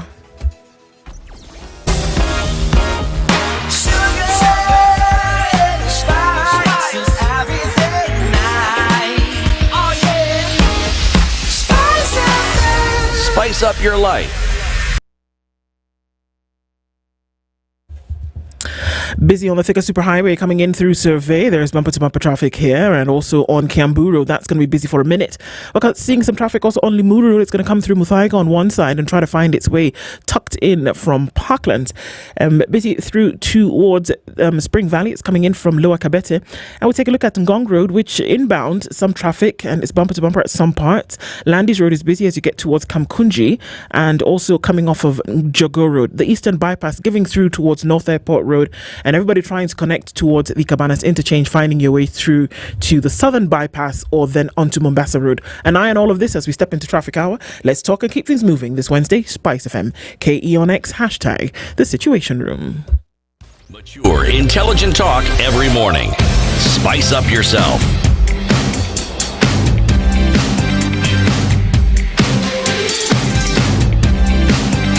Mornings done right.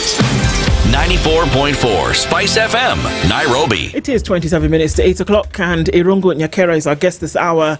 And, of firings and then of, things being said in public.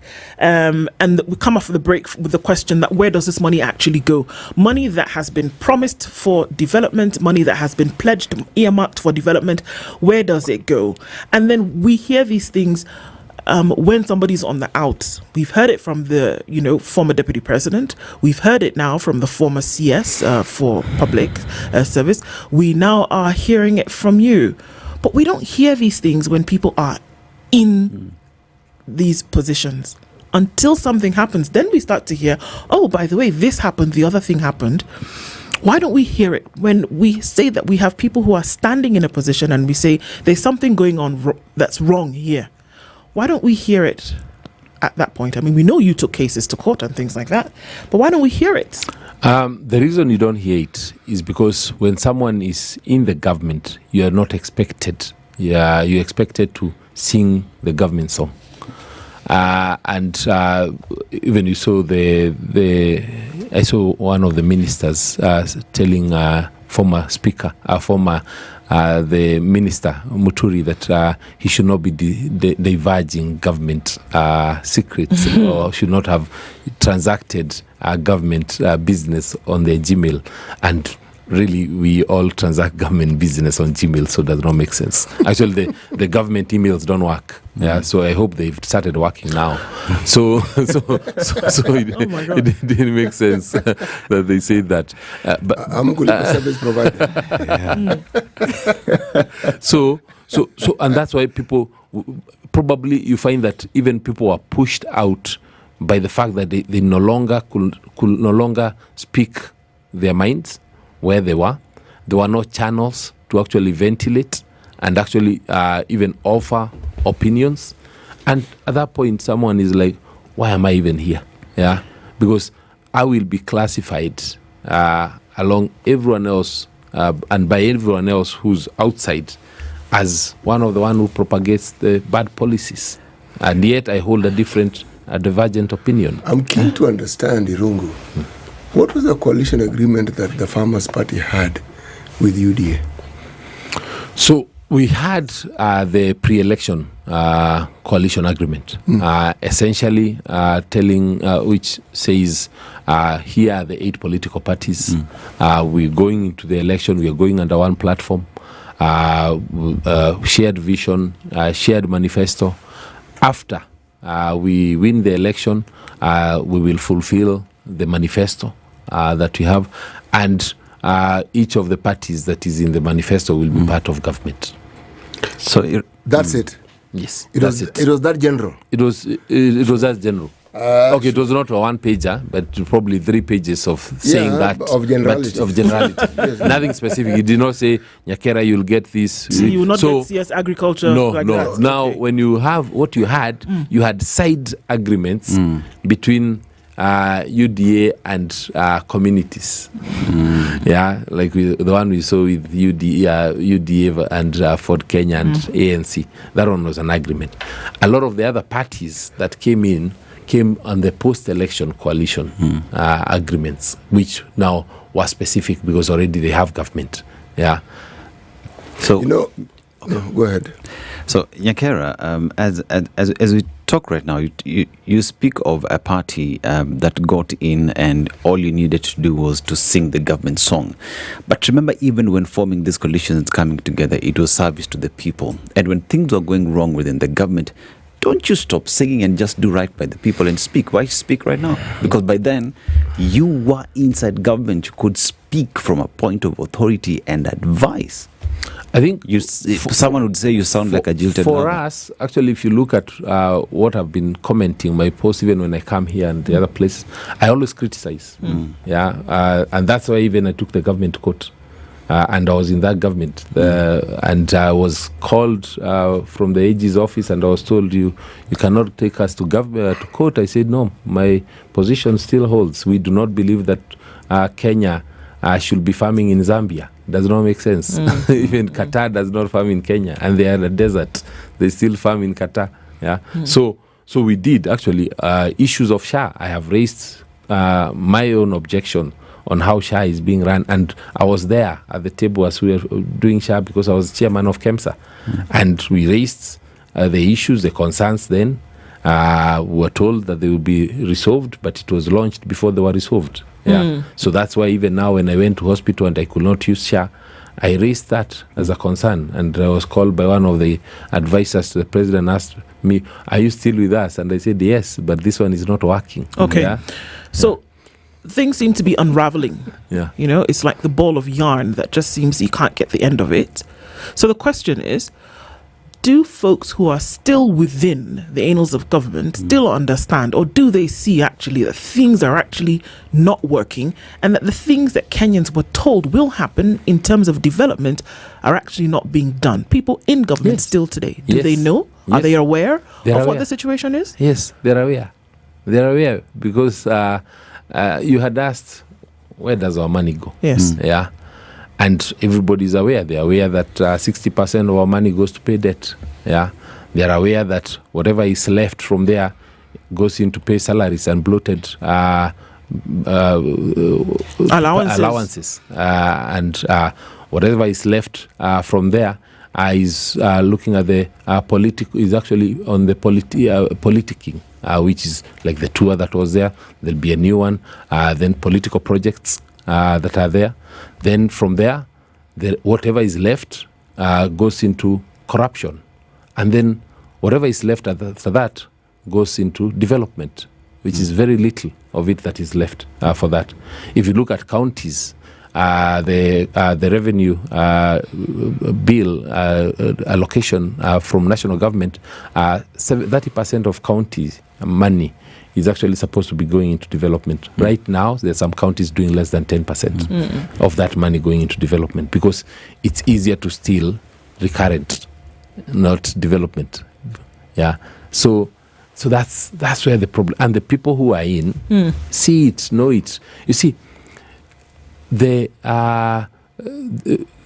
in terms of the development and economic growth, it's visible. You can actually feel it in your pockets.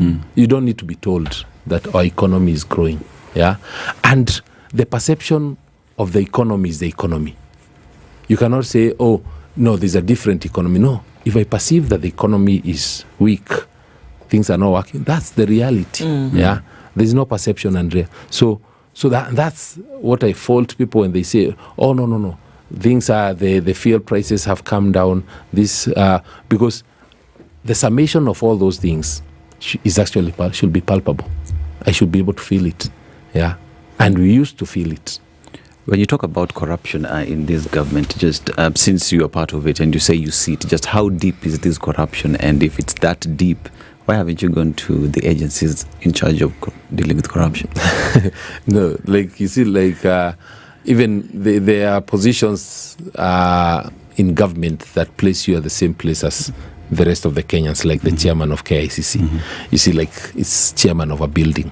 So there's really, you can't tell me that I have powers to go to EACC or DCI and ask them. But you're Kenyan. That's you can report it. Like any other Kenyan, my powers are like any other Kenyan's powers at that point. It's not like we're in a position where, I told you, we have the Kenya Kwanza coalition, but we have never met. We met the last time before the elections. Yeah.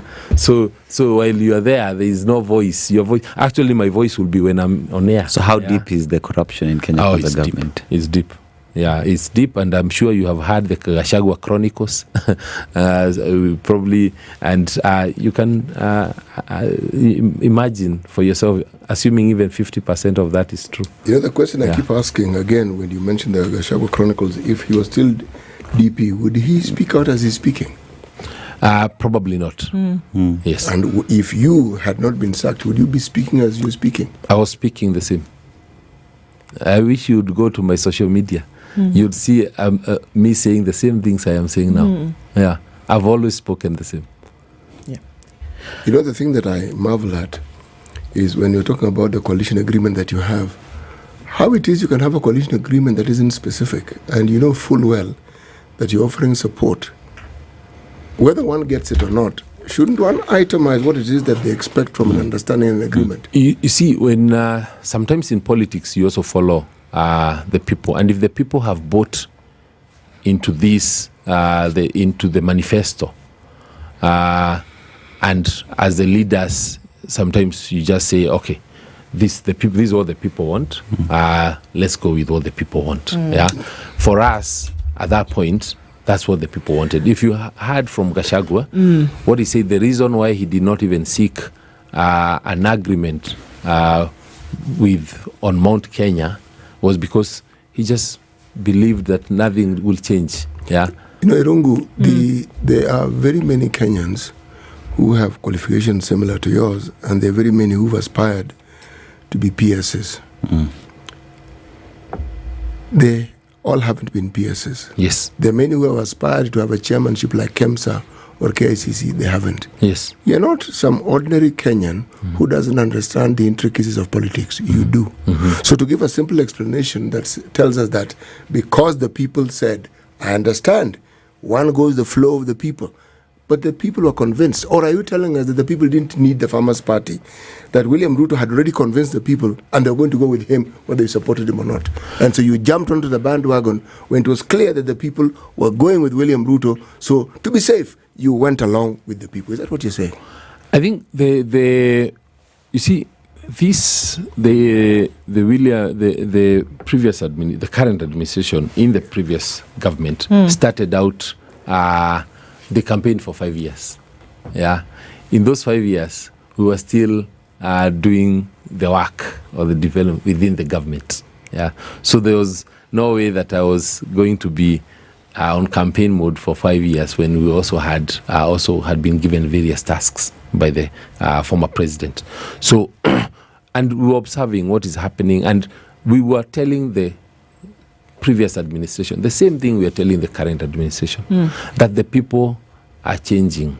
The people's the interests are moving. Yeah, their hearts are moving elsewhere. Yeah, and we are being told every time, don't worry, the president will come up with something, a masterstroke, which is happening even now. Yeah, politics does not change in a day. It changes slowly. Yeah, people's hearts move away slowly. Yeah, and that's why even this administration, we're telling them, you cannot celebrate an election victory for 3 years. Yeah, you've already won. You are the government. At some point, you must buckle down and get performing. Okay, so the question is that I'm a bit perturbed because, I mean, we've heard many an individual, especially in the recent past, talk about the same thing that you're saying. But then you having been on the in and then now on the quote unquote the out. So where's the problem here? We also talk about, members of parliament telling us that, parliament has been, what is the word that we often use? Hijacked. And that captured. So is the problem the president in the promises that were made, or is the problem the people around him who are advisors or who are, want to say, parts of the choir who continue cheering him on? Because on the out, there's a problem. Those who are in know there's a problem. They know there's corruption. They know there's misappropriation of resources. They know there's mismanagement of resources. We know that there's mismanagement of priorities. But we're still sitting here like everything is all right. So who is the problem?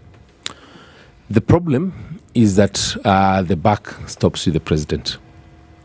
And that's the biggest problem. The way I've always known it, the buck stops with the appointees of the president. Yeah. And they're the ones who are given enough power, authority to actually disseminate the policies of government within whatever area they've been appointed. And they're the ones then to offer advice to the president. It's the president to make the decision on the advice, but what we have seen, unfortunately, is that everything is coming from the office of the president. Do they fear him? Are people afraid of the president? Exactly. Because once it comes from his office, and it's really only given to you to implement. So you will defend it in as much as you can. And when it no longer makes sense to you, you look back and say, advisors, give me more support. Where would the fear stem from, Irongo? The fear of losing your job? Yes. Fear of something else happening to you? It's mostly fear of losing your job.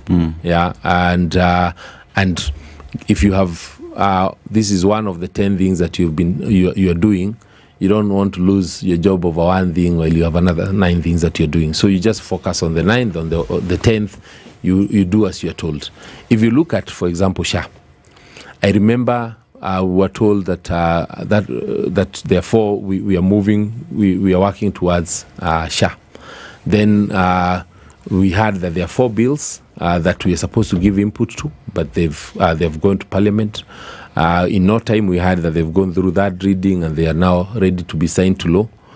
We were called at one evening and told, please, tomorrow morning, make it to State House as chairs and whatever for the signing of the bills. Then right after, the regulations should come out and then they should be launched. You see, the life of something so monumental and that has been operational for so long was so short, and everybody was like, this is so transformational. I remember sitting with the deputy, the prime cabinet secretary, and him asking me, do you think we are ready for the launch of SHA? Because I was the chair of KEMS, and I said, yes, we have not been involved.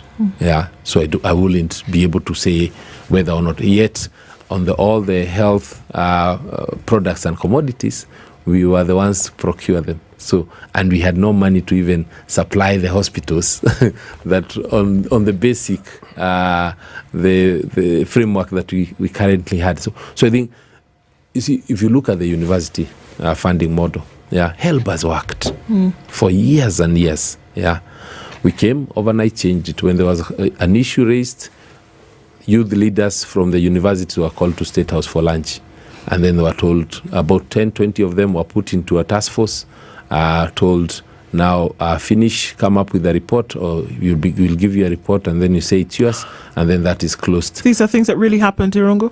You didn't see. That's what happened. When there was issue of the youth student leaders, who you look at the task force that was created, those were the student leaders. So after that, nothing changed. They changed, how do you measure whether you qualify or whatever? But wasn't there a task force that had some fairly eminent people? Of the Working Party on Education. I went around the country seeking opinions and things like that. Yes. That was now the issue. You see, once people raise issues, and these are the users, you see, when a user raises a problem, like for me, I sponsor, I have a student that I pay for at JQuat for pharmacy. I pay $450,000 per year for the student, with minimal help, And before, assume how many students will actually pay that, And means then pharmacy becomes a preserve for only the ones who can afford. Before, there was equity that was brought by help. And that's what I'm saying. When there's a system that is working, it might not be as efficient. Maybe it's doing 60% or 70%. Before you actually overhaul it, you also need to look at, it's been working for 30, 40 years. Let me use 2 years then, or 3 years, or 4 years, then to change it. I cannot use... Not necessarily change it. Were we told which aspects of NHIF was not working and where the problem was? Because if you're going to change something, it means whatever exists isn't working. but it was working. They just demonized it. It and was said, limping seriously in many cases, but we know why it was limping. Yes. Yes. The cartels. Yes. We could get easily, it was easier to get rid of the cartels. Yes. Yeah.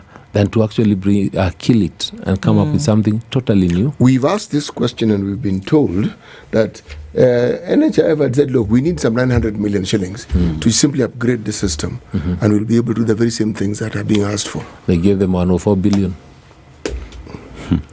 Irungu, on 4 days ago you said politics is practical and development is visible, not simply a convoy of promises. Kenyans, including those in Murima, voted for jobs, lower cost of living and thriving businesses. By 2027, endless rallies and empty words won't fill empty stomachs. But everything that you raise here are things that Kenyans have been complaining for 2 years that you're part of that government. Irungu, I still take you back to you complaining today. I was complaining last year. Yes, yeah. If you see, even when we were coming into the new year, I posted the same about the fact that year didn't go as expected, but what should we focus on in this year, especially on issues of economy. I'm an economist. My background is financial engineering. So I'm a banker, so I understand about the NPLs, the non-performing loans, why banks are not lending. I was happy when I requested the central bank governor to even consider the CRR, the cash reserve ratios, which were fairly high, how to lower them, and then once they lower them, then there's a bit more money available for banks to lend. And he did so by bringing it down by about 1%, which released about 70 billion. But then the banks still are not lending the 70 billion because we owe them 16% of the on NPLs. And what we owe them, majority over 60-70% is actually from pending bills. Yeah. So if there is one economic stimuli package that the government can give, it's actually paying off pending bills. Pending bills. Yeah. Sure. We talk about these development tours. I mean, you spoke about them. Are we delusional to believe that the president with the crew goes around the country talking about the development that will be brought to different areas? Because he's done that, hasn't he? In the places that he's been, there have been further promises about development and the agenda that's going to be brought to those particular regions. Are we delusional to think that there's a clear demarcation between politics in terms of what will happen in 2 years from now with an election and development in terms of what should happen today with the money that's available in terms of resources? First, I think they're not development to us, they're political to us, because it's 99% politics, 1% development. And if it's development, it's the promises. And you see, we were there even during Kibaki's time. He really wasn't going anywhere. He was at State House. He was meeting CSs and PSs only when they're very clear on what they're coming to discuss with him. Yeah, and things were still being done. Yeah, and I think that's why I'm saying we are celebrating for 3 years. We can actually have development because in each of the 47 town halls that we held, the economic forums. Those economic forums had people from all the different wards for each of the 47 counties. And from there, they raised projects or development initiatives that they expected to be done. Some of those, of course, they were all put in, we have them in Excel sheet. Some of them are to be carried out by counties. Those are for county. Then some of them are for CDF, and most of them are for national government. Of course, the national government cannot be able to actually carry out 100% of what people need. And there'll be development in 10 years, 20, 50 years, so you can't do everything this year. Yeah. But then that's where you come up with the priority list. How much money do we have? We have 200 billion for development. How do we ensure that at least within the next 3 years, the first 3 years, every part of the country feels at least something small, that you can actually go to Kisumu County and say, in this county, in the Mamboleo area, or in Kajulu, we have done X. And even if I'm from a different part of Kisumu, I know Kajulu, and I know that project that was done, and I'll be okay, because I don't expect projects to be done everywhere. Yeah. If you go to a different county, you're also able to say one thing that has been done. The problem is We can't see it. Yeah. A broad-based government was brought into place to be able to handle some of these matters that you speak about. So if you bring people in from different parts of the country, there will be, a concerted effort. What do you think about the broad-based government? That's political conmanship. It was just replacing a group or a community or a region that is unhappy with another party. Yeah, so that you still have the numbers in parliament. Yes, there are 43 or 45 MPs who have exited, so you won't have the right numbers. You bring in another 70. So politically, you're okay. You can run the government, which can happen. Yeah, the politics will work, but the emotions won't change.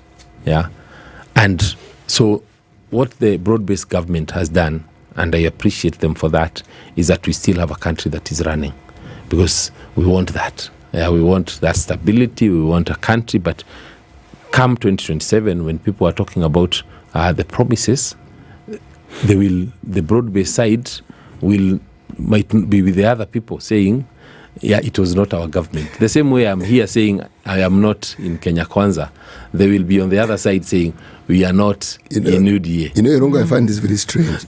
By own admission, President Uhuru's development record could be seen.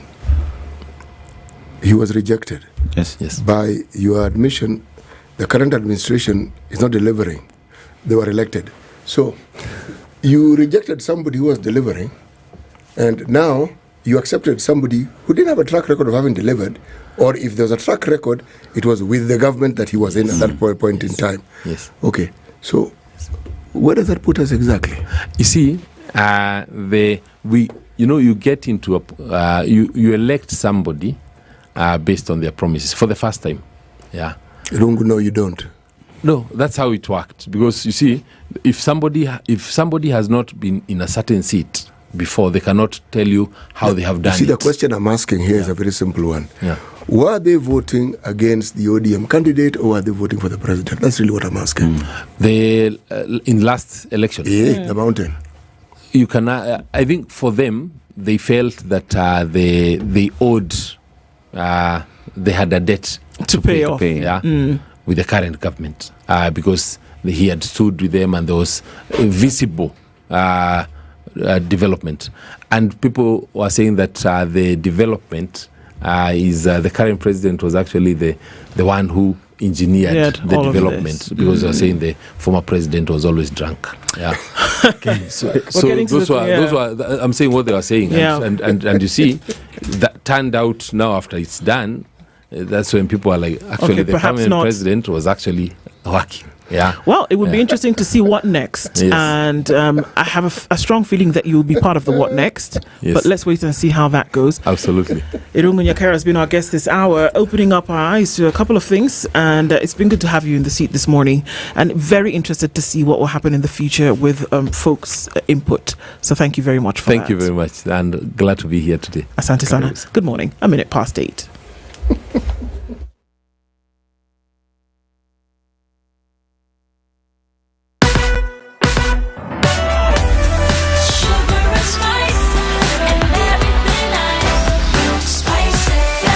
Spice up your life.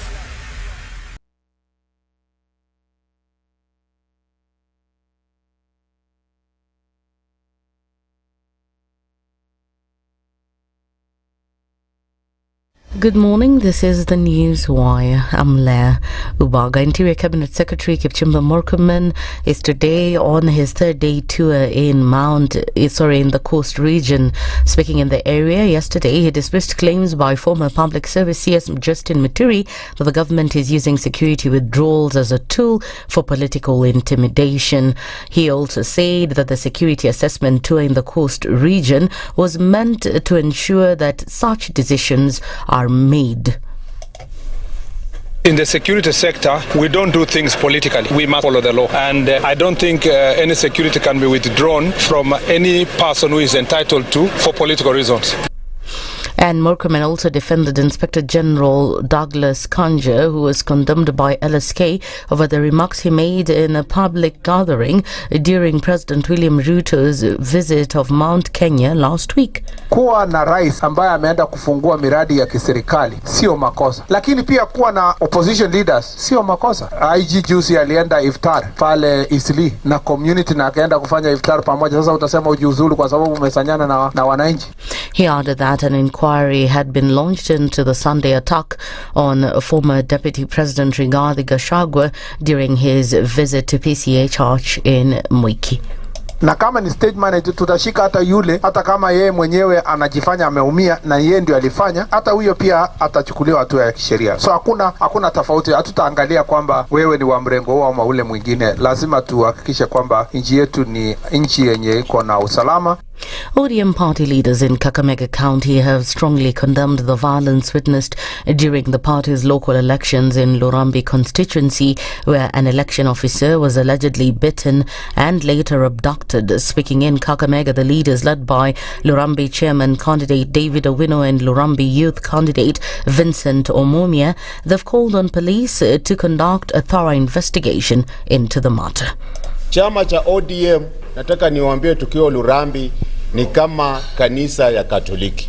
Kanisa ya Katoliki Jumapili, ile verse imesomwa kule Rome ndio verse ambayo inasomwa pale Nyayo T-Zone Primary School siku ya Jumapili. ODM tuko na mna hiyo. Ikifika wakati wake na wahakikishia kwamba wakisema watu wa ODM tuende left, tutaenda left. Na tutakuwa tunauliza mambo ingine yote kama tuko left. Correct. Kwa hivyo hii mambo yote ni demokrasia, watu waongee, watu watofautiane, na tunajua kwamba that is healthy katika democratic society. Mwelekeo wetu utatoka kwa baba. The leaders have also called on ODM members to maintain peace during the grassroots elections.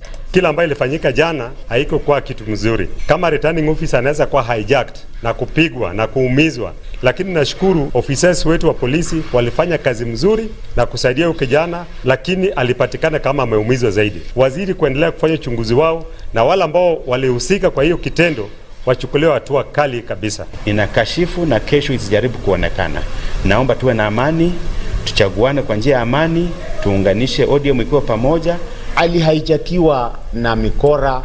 That's the news wire. I'm Lea Ubaga.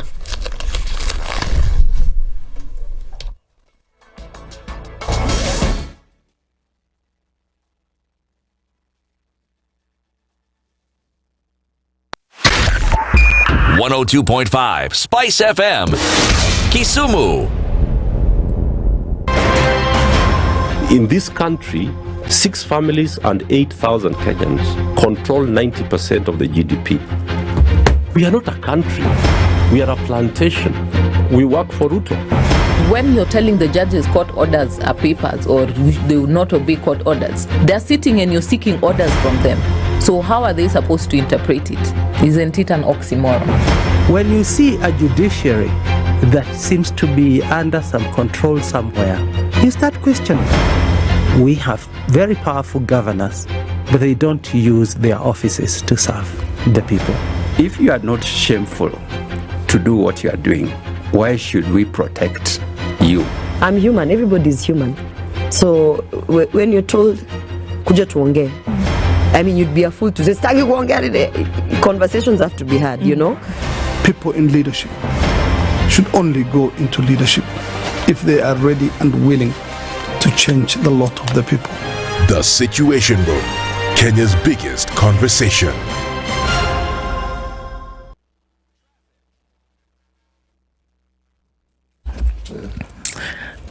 All right, so let's take a look at what traffic is looking like at this hour. And still building in different parts of the city. We'll still see some of that coming off of Thika Superhighway right around Survey. That's busy. On Jago Road heading towards Landis. And then look at Haile Selassie. Bumper to bumper traffic in and outbound. It's coming in from Gong Road on one side, crossing over Uhuru Highway. And then on the other side, coming in from Kamkunji. That's busy. Really busy this morning. And on Uhuru Highway, it's coming from Mombasa Road through towards Nyaya Stadium at the roundabout. All of that is looking crazy. Also coming off of the Eastern Bypass going through towards the Cabanas interchange. Very, very busy traffic here as well. And then there's Limuru Road, which has decided we are joining the party late, but we're joining it with a bang. There's a lot of traffic wherever you look this morning into the CBD. Out of the city through the Southern Bypass might be an escape route. Think about using that. Let's talk and try to keep things moving. Either way, we'll talk SpiceFM KE on X. Hashtag the Situation Room. Mature, intelligent talk every morning. Spice up yourself.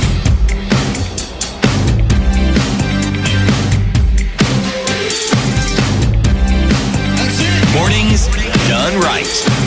94.4 Spice FM, Nairobi. 7 minutes after 8 o'clock into the third hour of Kenya's biggest conversation. KTN, good morning to our audience here. And also, as we continue our stream on YouTube, on Facebook, and on X, this is Kenya's biggest conversation, the Situation Room, and Caesar. Give to Caesar what's due. And that's around the conversation that we'll be having this morning. But before we, and we're going to welcome our guest, just to remind you that we're having, these conversations that matter from day to day. And we get into that conversation this morning with Rispa Simiyu, who is the Commissioner for Large and Medium Taxpayers. There are large and medium taxpayers. Yes, there are. There are. Yes. And she'll tell us who those are, and we'll tell us the small ones as well. We might actually be surprised to find that Standard fits somewhere around there. Around there. Yes. All right. We shall see. Rispa, good morning. Good morning, and thank you for having me. Thank you so much for being here. Every time we hear Kenya Revenue, we want to hide under the table. Nah, she's not telling you the truth. That's what we used to do. But over time, Kenya Revenue Authority has made a sterling effort to demystify what it is that people fear about them. And they've come out. Let me talk about this show. The number of times they've come here and been represented well to talk about what they do, how they're doing it, new products, how it is they're going to take more of our money. All these things that they have done, they've come out and said it. Yes. See? So now how? Yes. No, they have. And even when there are queries, they have come and they have explained. Good. So KRA are a much easier unit to consume. Good. Than before, when in my time they were called income tax. Now that one, you have no idea how fearful they were. That's refreshing. Yes. Indeed. So that was actually where I was segueing to, but it's great that City did that. And so, we're having this conversation really and getting to a time where, KRA is now supporting folks to do essentially what the law requires. But before we get into that conversation, let's welcome you properly into the Situation Room. CT goes to a different African country every week. I'm sure you must have heard. He comes back with he said oops. Yes. I was reading this. Yeah. Oh wow. So he comes back every week from a different country with a basket full of proverbs. You have the unique opportunity this morning of interpreting the proverb that he will give us, and he'll tell us which country it's from, and then you can tell us what you think about it and how you would interpret it. You'll be fine, trust me. Is it a tax proverb? No. It's a horticultural problem. Let me tell you, there's a world outside KRA. We are in the Republic of Zimbabwe, a beautiful country. And yet, tragically, it is like a summary of the tragedy of the continent. A very rich country, rich in minerals, rich in natural resources, but yet the citizenry do not benefit from all this. They do not really. The proverb: we thank the flowers once we have eaten the fruit. We thank the flowers once we've eaten the fruit. Yes. Could that be honey from bees? Go on. Your interpretation will be accepted. My interpretation, so there's no right or wrong answer. No. We thank the flowers once we've eaten the fruit. Yes. Okay, I would imagine it from two ways. One, because of the pollination and the insects as they help with the pollination process and the trees bear fruit. Yes. Or we thank the flowers once we've eaten. We thank the bees after they have produced the honey for our consumption. Okay. Yes. And when if the teacher did this, it meant you're far from the answer. No. This particular teacher is doing this because the teacher likes it. Because essentially, we are saying that we will thank KRA once they've taken our money. All Really? See? Okay. Because without KRA taking our money, then we have no money to do the things we need to do. Yes. It's so complicated. There you go. Yes. True that. True that. Good to hear that. So, I mean, as we look at a number of these issues, when we hear things like tax compliance, we hear things like tax obligations, we hear things like responsibility in terms of what you do. Our focus this morning is on large and medium taxpayers, their responsibilities, and then being able to meet their obligations. And so where there is support, that means that at some point there was an issue or how to actually get it done.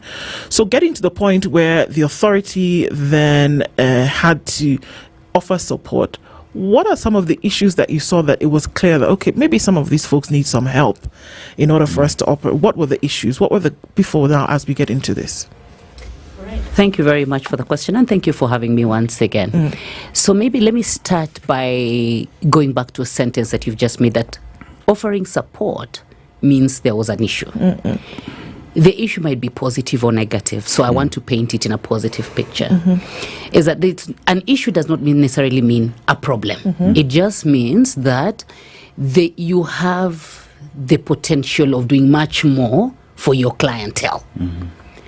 And as you grow, you realize perhaps there are some specific ways of handling a particular lot of people.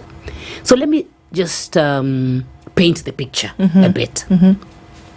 Now, as KRA, we largely have, of the 100% revenue that we collect, just about 35% is customs. So that's under the Customs and Border Control. Prior to 1st of March 2025, we had the Domestic Taxes Department. Now, anything else that is within our boundaries then is domestic tax. So customs was responsible for 35% and domestic taxes was responsible for 65%. Now, in this lot of 65%, as I said, it is everything domestic, everything within our boundaries.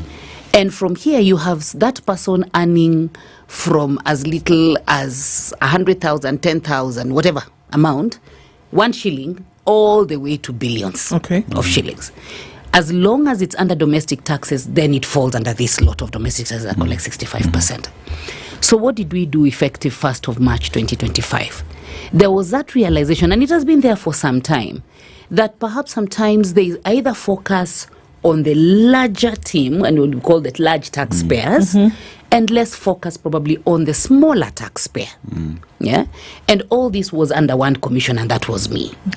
So what we did as an organization is say, can we then have a split such that then we have two teams of that 65%? So taking this 65% to be 100% of domestic taxes, you say large taxpayers, and these ones are those ones who have a turnover of 1.3 billion shillings and above. In a year. Then you have the medium taxpayers who have between 200 million shillings and 1.3. And then you have the public sector, so all public sector entities. So these three were batched together. And these three then carry 85% of their 100%. Remember I said when you look at the 65, taking that to be 100, these three cover 85%. And then we have the rest of our clientele who now carry 15% of the domestic tax revenue. So that just paints the picture. So then these two now be out of one department, now we have two. The one that deals with LMT, large and medium taxpayers, that's myself, and another one that deals with micro and small taxpayers. So when talking about focus, it's more having like a more focused approach, targeted approach to these lots of taxpayers. The MST, micro, being there, of course, the majority, because you'll find that the LMT are just about 10,000. But of this pot, we have about 20 million taxpayers. Some are not active, but also MST, we have just about probably 9-10 million. So they are the most, but then that was the need to have a focus on that lot and also on this lot separately. So that's really what was the driving factor. So when we talk about matters to do with tax, pretty much, there is always the aspect of compliance. And one would therefore get to ask, in terms of your department just making sure that everybody who's supposed to remit taxes knows their role responsibility, and that they also just play their role in making sure that they are compliant. So what are you doing to ensure that that happens? So looking at my space specifically, when you're talking, they'll allow me to call it LMT. Large and medium taxpayers, LMT. We have a framework we call basically the relationship management or account management framework.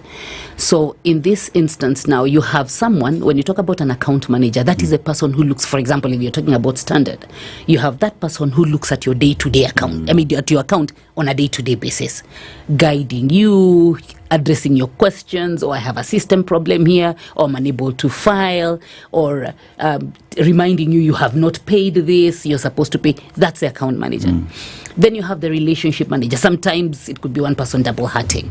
But then you have the relationship manager. And the relationship manager is that person who, for lack of better words, maintains a relationship with Standard Chartered. Going back to the Standard Group. Standard Group, sorry. Those are the guys who have a lot of money. Yes. Standard Group, I'm sorry. So they are the ones who maintain that relationship, ensuring you're comfortable. As we know, one thing, things in life that are certain, death and taxes. Yes. So here we are, you have to pay the taxes. So ensuring that you're even comfortable, even as you're delivering on your civic duty. So that's one. Two, also having a more targeted approach, as I said earlier. It was one person, or rather I was a person dealing with both the large, medium taxpayers and the small. So can we have a special, it's almost like specializing in a particular way and dealing with a certain category who have their unique challenges, unique tax concerns. So I think it's more of a better focus. And also, when it comes to taxpayer education, having, when you're sending out communication, when you're engaging them on taxpayer education matters, bringing them up to speed on tax policy changes, all that, having a very targeted approach to the specific clientele. Okay. Yeah. How do you ensure that, because this is one of the things, isn't it, that if you have more people in the basket, then it becomes easier across board. Correct. That has always been the argument, that you're able to widen the tax base, and then so you lower the responsibility or the burden on shoulders. How can you ensure that before you even start to have this support or give this education, that you have more people in the basket? How have you been able to do that, or how are you venturing into doing that? So, as remember when I was painting the picture, I started by 20 million plus, but not everyone is paying. Some are there, yes, you have a pay, but you're not paying, you're not filing. And our clarion call has been, if you have more people in the basket, just to use your words, then it means the burden, ideally, should reduce on those who are already paying. Because if you see, historically, we have come from a point where we focused more on brick and mortar. And of course, when come COVID only just fast-tracked what we knew should have been done, in the sense that people are carrying out, conducting business, people having transactions, but not necessarily in a building. So we've come from that point. Now we are moving into technology space. Technology for us is key. And in doing that, then all this tax base, as you're talking about tax base expansion, how do you bring more people? Because there are very many people transacting. There's a lot of money crisscrossing on various channels, but we have no visibility. So introducing technology then brings visibility. So for those who are already paying, it only makes their work easier. So it facilitates them. It makes tax compliance easier and less cumbersome. Now, for those who are not, it means then we have visibility on more people who then should be where we need them to be for the benefit of these others. And when I talk about doing tax-based expansion, it's not necessarily only for the small. Think about the digital economy. Even for the LMT, you'd have that. They would be in that space, digital economy, cross-border transactions. So with all this, then it brings more people into the basket. And then it means if the target is 2 trillion or whatever, it means there are more people contributing towards that trillion. And thus we don't have the pressure or the urgency or the push to increase the taxes. Would you see a definite, for example, the 3 organizations right here, CT and Sons, Ndu and Labelle and Dennis and the dudes, whatever. And everybody has...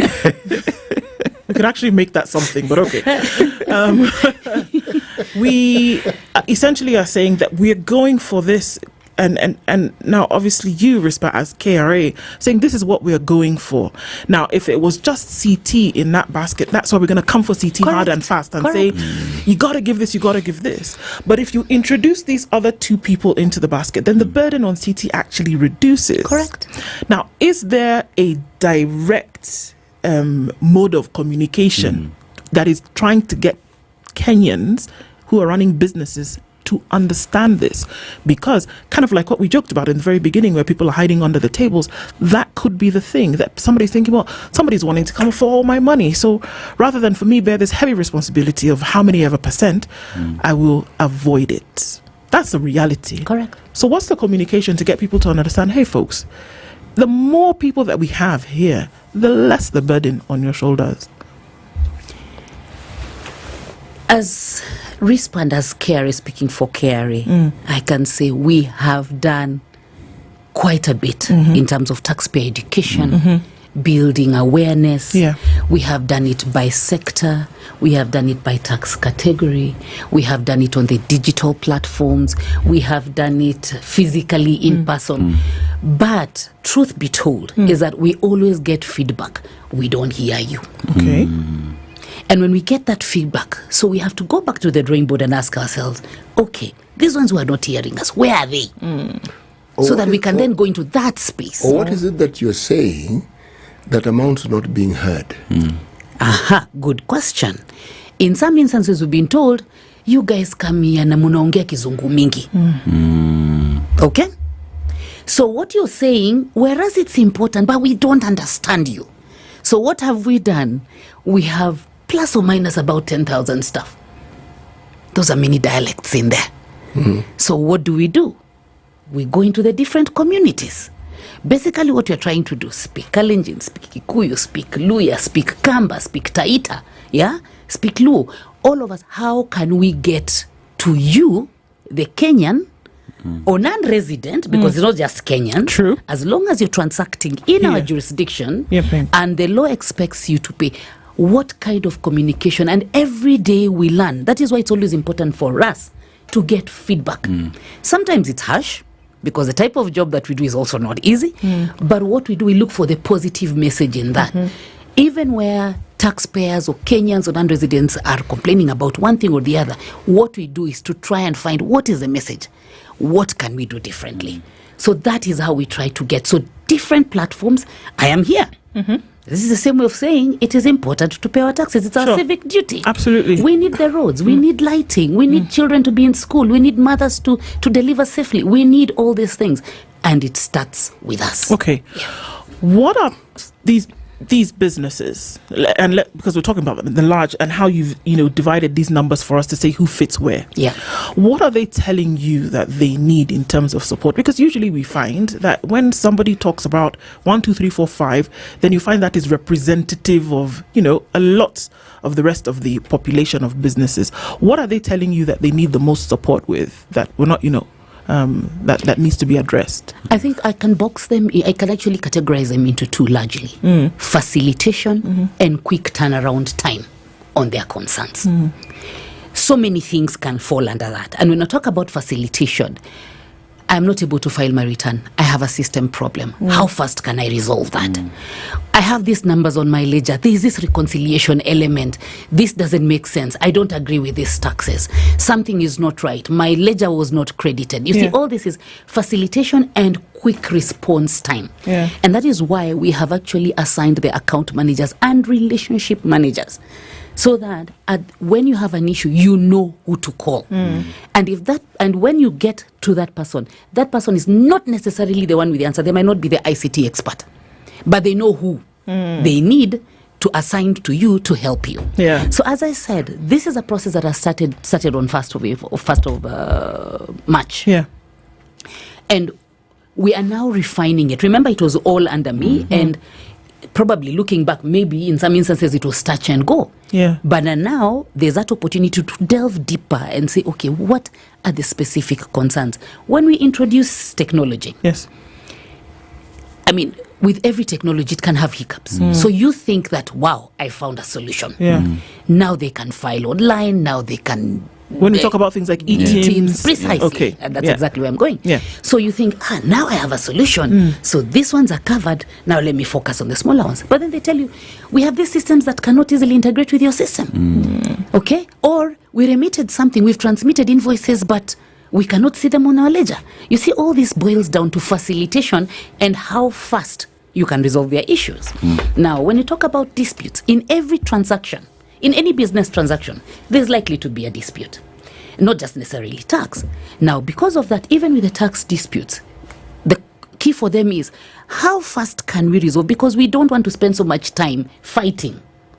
How fast can we resolve these challenges and problems so that we get back to doing our business and you get back to doing what you do? So it's purely, I would actually say, facilitation and quick turnaround time and listening to them because of their unique needs, their tax compliance, and their need, their keenness to be compliant. Because of those unique needs, sometimes policies could be introduced that don't quite augur well with their businesses. So again, also listening to them and seeing how best can we support them. I have to ask two questions. One, what role does KRA play in determining or contributing to the policies that then end up as actionable processes and practices that KRA has, like determining who to tax what and when to increase taxes and how? That's my first question. When you answer it, then I'll ask the second one. Okay, thank you for your question. So what role do we play? Yes. First, I think we have the sole responsibility of collection of taxes, and we've done it over many years. Meaning give it to us, we can say a thing or two and three and four about taxes. Yes. And when you introduce a certain tax, what its implication is. Yes.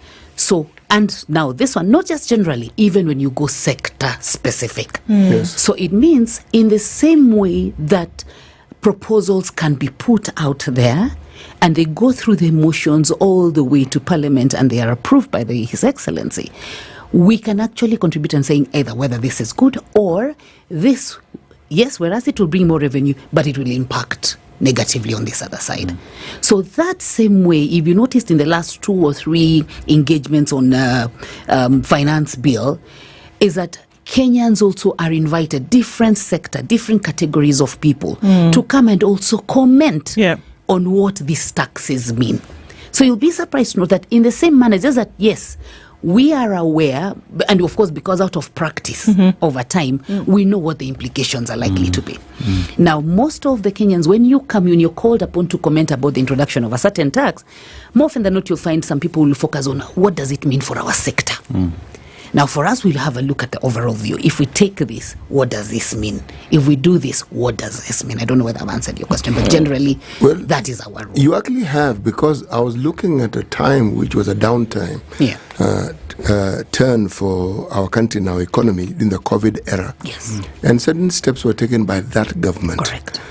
The citizenry were given a lot of leeway and release on the taxes. Yeah. And the targets that had been set were actually being met. Twice. Surpassed even. True. Yes, that is what I'm saying. Correct. Meaning, the lived experience with the reality that was imposed on us by COVID was that there are certain things which, if you do, the outcomes are easily predictable. And one doesn't see that happening now. But let me leave that for the time being. I'm going to park it because it tends to get political. But it does. We leave that for the politicians. The second question is, when you talk about communication, I am glad that you have said KRA is represented by the diversity of Kenya. It actually is. But this is a question that I have to ask. How strong is your communication team? Because the things that you say, when they are not understood, there are people who actually specialize in ensuring it is understood. This is what you want to say.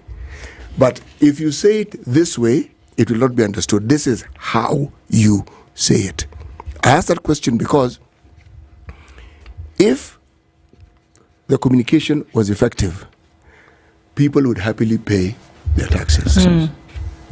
Despite the problems that we have. The problems we have now are not greater than the problems we had during COVID. COVID marked the peak of the problems people can actually go through because it's uncharted waters. and everything around it. Now, I'm not accusing your communication team. No, I'm not. I am actually saying that even we in the media get it wrong. There are times we communicate things which are not really accurate. And if you say it was our interpretation of it, and we've even issued apologies when we've said things that we shouldn't have said the way we do.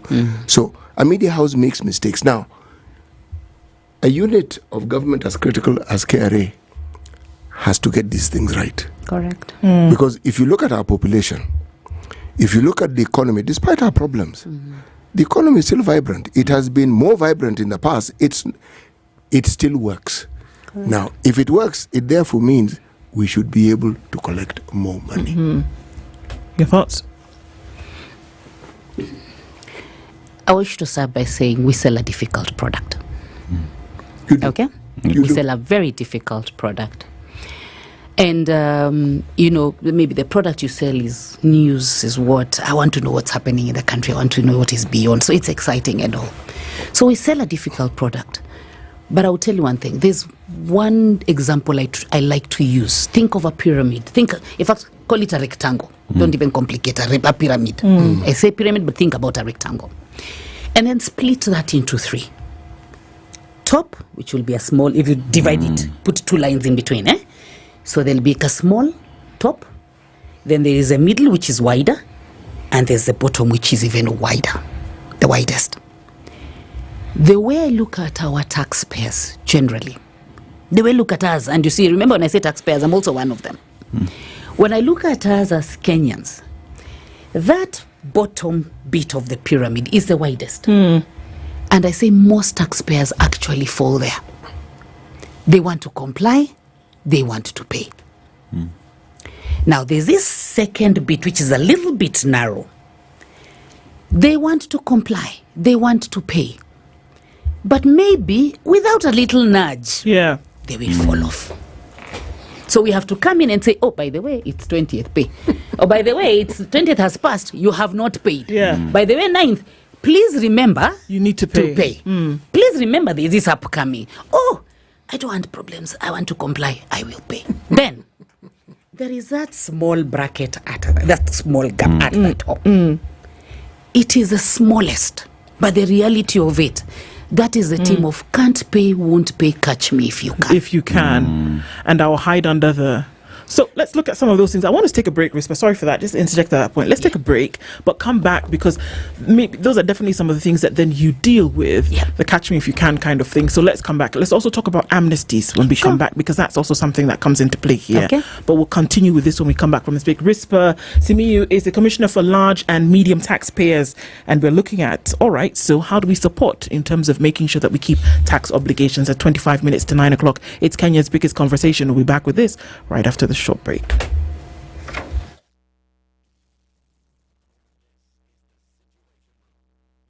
This is the Situation Room, the only way to start your day. The weather with SpiceFM. Sunny conditions in Nairobi at 17, and it's 17 in Nakuru with 18 in Nyeri and 16 in Eldoret. Sunny at 27 into Mombasa, while at 29 it is sunny in Malindi. 21 and sunny into Kisumu with sunny conditions at 20 in Kakamega, and we're looking into a sunny Kampala at 21 with sunny conditions at 26 in Dar es Salaam. Light rain now in Johannesburg at 17, while it's sunny at 30 in Mogadishu and sunny at 18 in Addis Ababa. It's cloudy at 27 in Lagos with cloudy conditions at 24 in Kinshasa. Sugar and spice and everything nice. Spice FM. Spice up your life. All right, so there is now quite some traffic coming in on Wangari Maathai Way, heading out towards Chiromo, and some of that traffic then will touch on Ojiji Road, trying to get through Westlands through the back route. So that is busy. Some traffic also coming off of Lower Kabete through towards Spring Valley, and also busy then on Limuru Road coming in through Village Market out towards Muthaiga. Very, very busy morning there, still happening. And we'll look at Ngong Road where there's some of that coming off. Langata Road also busy. Raila Odinga Way will take off some of that. The rest of it will go towards Uhuru Highway and then into the city via Haile Selassie, which, by the way, is extremely busy if you're coming through Kamkunji off from Landis Road and Jago Road. respectively. So we're still in traffic hour and we want to keep things moving. Let's try to do that. SpiceFM KE on X, hashtag the Situation Room. Mature, intelligent talk every morning. Spice up yourself.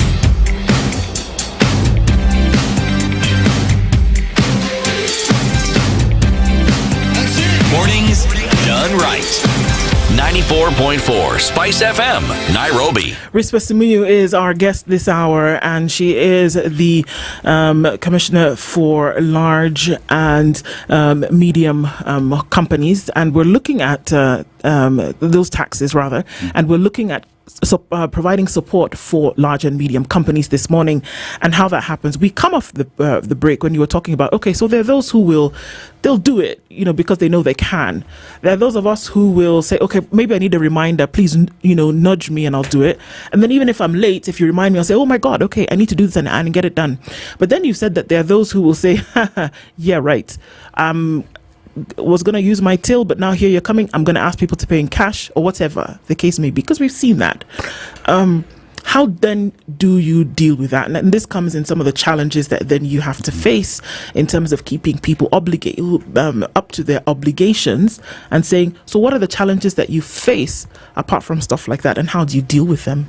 Okay, so I want to address it. I want to approach it in two different ways. One, for the large and medium taxpayers, I would actually say those are more established businesses. Like I said, even when you look at their turnover, established, you can even, today you'll come and find them the same place, tomorrow you'll come back and find the same place. When you come to medium, when you talk about public sector is public sector. There are offices everywhere. You can get these people. Now, when you talk about any other team that says, catch me if you can, and I want to link it to your comment on communications team. As I said earlier, we sell a very difficult product. But in our communications team, and to be fair actually to them, even in supporting us to sell that very difficult product, this is a team that comes up with these different ideas of what can we do differently to get to the taxpayer, to make them understand why they need to pay taxes and what their taxes do. Okay? At one point, we attempted to run a campaign of, when you see a good road, beautiful street lighting, say, done by your taxes. And you've seen other countries have done it. Rwanda have done it, and they did it successfully. Now, so we have a team of young, vibrant people who come up with these ideas of, okay, how do you get to, we talk about Mama Mboga, who also probably has a turnover tax. How do you get to them? They will not understand. They might not understand your English. Yeah, they might not understand, even in some cases, might not understand your Kiswahili. So there's how can we have these conversations at a community level. So that is that. So even in addressing this small team, as I said, of catch me if you can, those are the different ways of first communicate. Now, the youngsters, sometimes you put it on TV, you won't find them. You'll find them in social media. Yeah, something will come up. Some of them will do TikToks. We've gone to the schools, having tax clubs, in universities, in high schools, introducing this conversation at an earlier stage in life for our children. So this is what we are doing to hopefully, there are those ones who are already advanced. Catch me if you can, we've perfected it. So now those ones, we engage other measures, and those are enforcement measures. Because now at that point, you've educated, you've explained, you've spoken, you've enticed, you've done everything humanly possible within the law. It has not worked. So now you have to bring in other machinery. And remember, like I said, it's a small lot. So the bigger bit, and I would tell you, much as sometimes what unfortunately, we say bad news moves faster, spreads faster. Yes. But I would tell you, the larger population, largely happy to pay, happy to comply, with a little nudge. I am not fighting, I will pay. This pyramid that you have given as an illustration, it's a good pyramid, and it's a good illustration of these three sectors. Which of these sectors represents the bulk of the revenue that you collect? Which of the sectors? Yes. The bulk? The first two? The first two. Yes, the first two. I can tell you without and of the first two, which one has the potential of giving KRA the most money? I would say maybe the middle and also the top one, if you bring it into the bracket. Yes. Okay. So if, as we say, that is the case that we have. Correct. And everything that is humanly possible has been tried. Are there things that may not be humanly possible but can be tried? Let me explain myself. Yeah. You see, every tool that could be used as an incentive, KRA understands. That you understand everything that needs to be done. It isn't a problem unique to our country. There are countries that are considered rich countries who have a similar problem. Correct. In fact, in some cases, it's even worse. Correct. Okay? If something isn't working, the person who's making this thing not work, don't you think they're the ones who would have the solution? They know exactly what they do to ensure that it doesn't work. Would they not have the solution? Because, after all, they seem to, if they are evading the taxes as much as they can, they have found ways of doing so. Is it possible? Is it possible that they have a solution, the ones evading? Yes. By the time you're actually evading and you've perfected the art, it means you know how to get in there and how to get out. Yes. That's what it means. Yes. And for us, what we can do from our side is to try and create better visibility. And that's where technology comes in. Because we do not have enough hands to follow everybody everywhere. At the same time. At the same time. You know, I asked the question. Yes. There's something that we saw. Correct. The reference point is always the Kibaki government because we saw very many new things. Yeah. When he brought in new, again, technology to determine whether people get receipted for the businesses they have conducted and so forth. And the tax collection, I think the gentleman who was then in charge was called Waweru. They did amazing things. Literally amazing. So, as someone who lives in this country, for the first time my eyes opened and said, we actually do have the money to run our own business. Right. And yet from that time, this economy has grown. Do you know what happened there? Visibility. Okay. Yes. Think about iTax. Yes. What happened with iTax? Back in the days, even when it came to filing and paying, you had to ensure whether it is you or your clerk or whoever runs and crosses those doors before 5 p.m. Gets into the banking hall of Times Tower before 5 p.m. Now, from the comfort of your bed, even if 9th, which is a POI due date, falls on a Sunday, you're not worried. Because all you need to do is get online and pay your taxes. And you're ready to go. You file your return wherever you are. As long as the date is right, it doesn't matter where it falls. Okay. And when you look at our laws, even back then, they would always, it would always be a thing of if 9th falls on a Sunday, then it means your due date is 7th, which is a Friday. But now that problem has been addressed. Okay. And that is why now we are going into the e-Teams conversation, e-filing, file online, pay online, web-based return, even as we say, Mulika Mwizi, we call it feature phone. Yes. Star 222, you can make your can payment. do something. So basically what we're trying to say, we have brought the solutions to your door. So now those are some of the technological solutions that we talk about. There are other tools that you've also brought in terms of support, and it seems like a phenomena, but it's been talked about for some time, and that's in the area of tax amnesty, right? So when we talk about this for small, medium, and large businesses in terms of tax obligations and compliance, how has amnesty come in to help, and what is it really, and how can folks tap into it? Now, I love talking about amnesty. Why? Because when it comes to taxes, we are known for taking and taking and taking and taking some more. Amnesty, we are giving and giving more. What do I mean by that? Amnesty is basically a waiver, an opportunity for us to waive your penalties, interest, and fines that arose on principal taxes that remained unpaid by 31st, prior to 31st December 2023. Okay. Now, this is the second time amnesty is running. First time it ran, and the cutoff was 31st December 2022. And it ran for 9 months because, of course, of the delay of introduction of the Finance Bill and Act.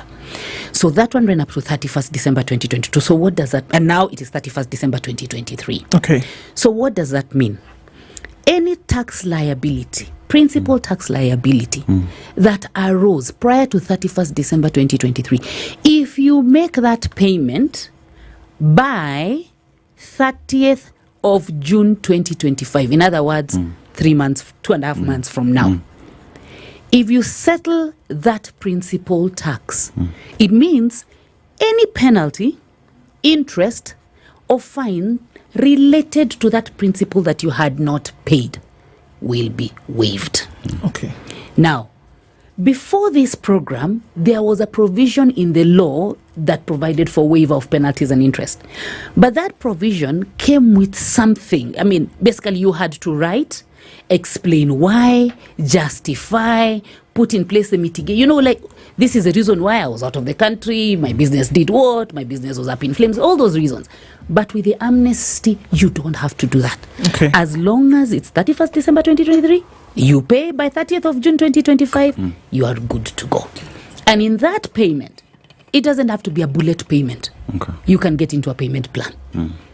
As long as the payment for the principal is done by 30th of June 2025. So as we talk about amnesty, I want to ask, this amnesty, is it open for all, or is it for a specific group of individuals?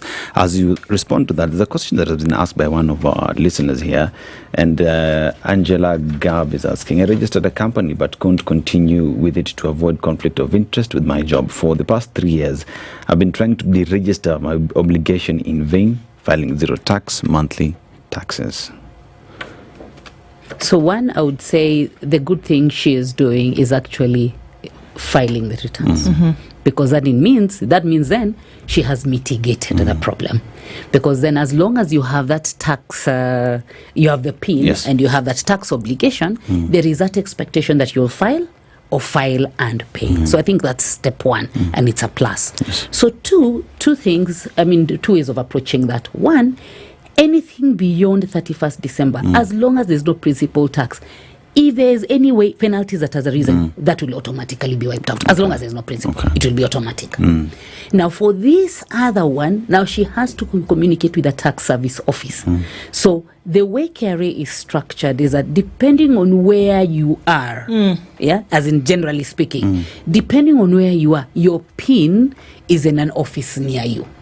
But in some instances, you'll find that perhaps you worked in, let me take an example of you worked in Narok.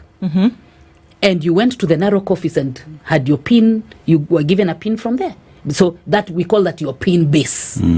But then subsequently you move to Nairobi. Okay. And we have an office down the road, Samia Business Park. So what you need to do is to write and explain that, because we know it's not unique to her. We know there are cases at the time it was a campaign of driving, of saying people, when you get out of school or when you want to do this, you need to have a PIN. But then probably a ball was dropped somewhere of reminding you that when you have a PIN, there are certain expectations, obligations that come with it. Okay. Yeah. All right. So then, once you do that, I guess some other questions then come into play here, because then if I have, I've taken advantage of the tax amnesty, for example, and then I'm getting into a place whereby, okay, before a certain time, then I'm kind of that moratorium where I'm able to get my things in order. When folks come to you, having realized or having been forced to realize that they've made a mistake, or rather have not paid, and get onto a payment plan, even though you're paying in arrears, there are still those obligations that are futurely coming in. How do you then create it in such a way that this person then doesn't get overburdened on top of the burden? And that's one question that comes through. I'm paying on what I haven't done in the past, and I still have future payments to make. How then are you able to make it for me so that I'm still able to meet my obligations as a business? Okay. So the one thing that we always encourage taxpayers, remain current. What do I mean by remain current? Even as you're settling past dues, ensure then that you don't create a problem. Because remember, some of these taxes, when you're talking about agency taxes, VAT, excise, this is actually not your money. PAYE for employers, it is not the employer's money. Okay. It is my money. When KRA pays me, KRA is expected to remit that PAYE on my account because it's not KRA's money. So when you're talking about agency taxes, this is money you've collected on behalf of the government, but you've collected on someone else's behalf, the consumer of the product. Okay. So that's a starting point. So agency taxes remit. Now, in some instances, someone would say, I have corporation tax. That is your tax as an entity. And when you're talking about corporation tax, then it will fold you, whether in installment taxes, balance of tax, etc. You're expected to pay that on the go. What that means, because you see the tax laws are there. Yeah. Tax laws have prescribed even the due dates and what the consequences are if you don't comply with the due dates. So that one is clear. And you see, there are those things we can't negotiate. The due date is there, it is known, you're expected to pay.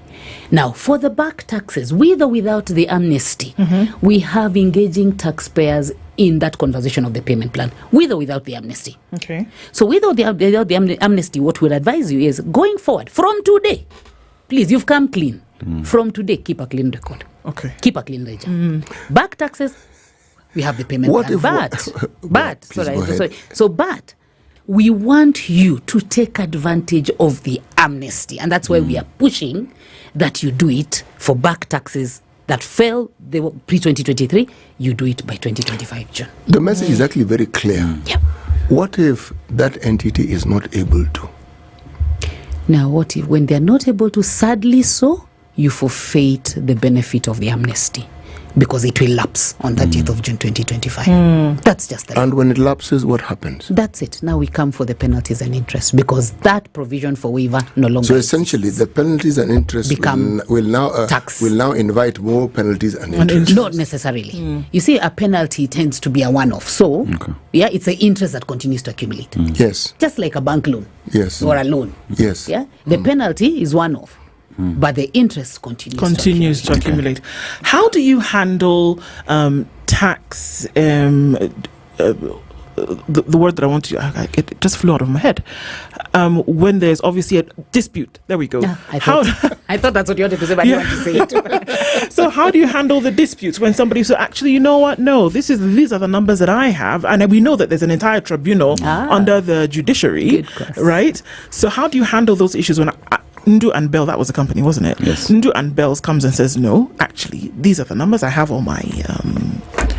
and in some places, maybe there was even double taxation or something like that.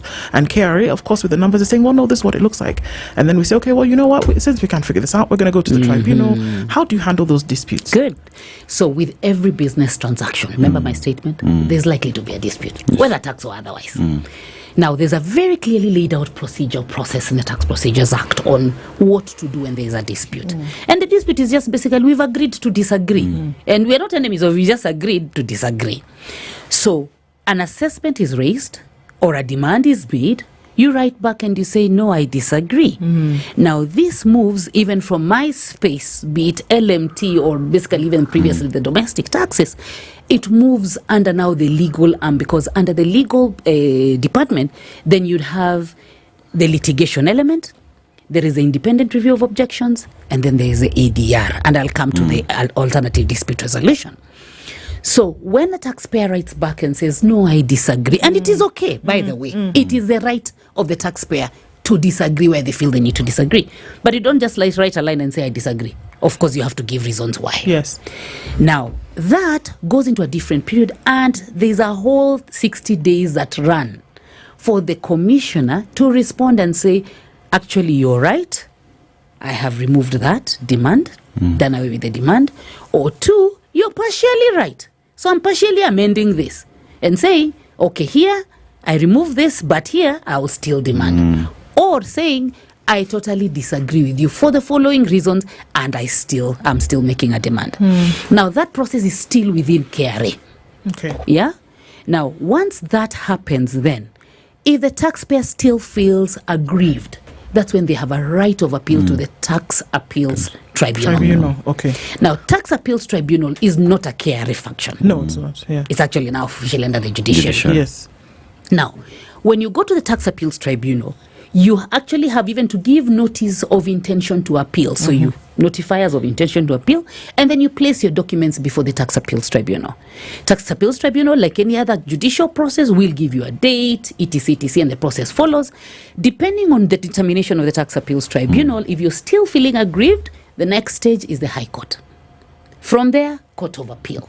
From there, depending on the matter, even to the Supreme Court, because we've had a couple of cases go all the way. Now, whereas that is a laid-down procedure, what has KRA done? Again, to facilitate our taxpayers and try to support in every way possible, we have an alternative dispute resolution framework. Alternative dispute resolution takes different forms. Yeah, so you'd have mediation, you'd have arbitration, and even the Constitution recognizes the traditional forms of dispute resolution, where the wazes or mamas will sit under a tree and have that conversation and determine a problem. Close an issue. Now, the ADR, you can actually have it either go all the way to the tribunal and seek leave of the tribunal to engage in that alternative dispute resolution for a process. What does that mean? Because once your matter is, when an assessment is raised, we always say time begins to run, because the law prescribes within this day you must have done this, within this timeline you must have done. Once the matter has been sort of quote unquote parked at the tribunal, you come back. Where we are saying you did not produce documentation or evidence of 1, 2, 3, you produce that. You'll be surprised at how many cases we've actually engaged at the alternative dispute resolution. And once that is resolved, we have an ADR agreement. That agreement becomes a consent. Okay. And that consent is what is filed at the tribunal to mark the matter closed. Okay. So that is a process of dispute. Okay. Yeah. Do you think, as you've seen, over there was the really robust support that has started to come from, KRA helping people, walking hand by hand in hand. Have you seen that there has been greater compliance over time? And then what do you think now moving forward, futurely, that we would actually be able to employ and engage to ensure that some of the things that we mentioned in the beginning can actually happen, widening the tax base, getting more people to come into the basket? I can say yes, compliance levels have really increased, greatly increased. And I think also, like I said earlier, I think technology has played a very big role. Because if you think about it, when you want to file a return, I know that I don't have to drive, I don't have to take a boda board, I don't have to do that. So I've cut that out. So it's very easy to comply. And I think when you make compliance easier and cheaper, then it means it encourages more people to comply. So that, yes, I agree.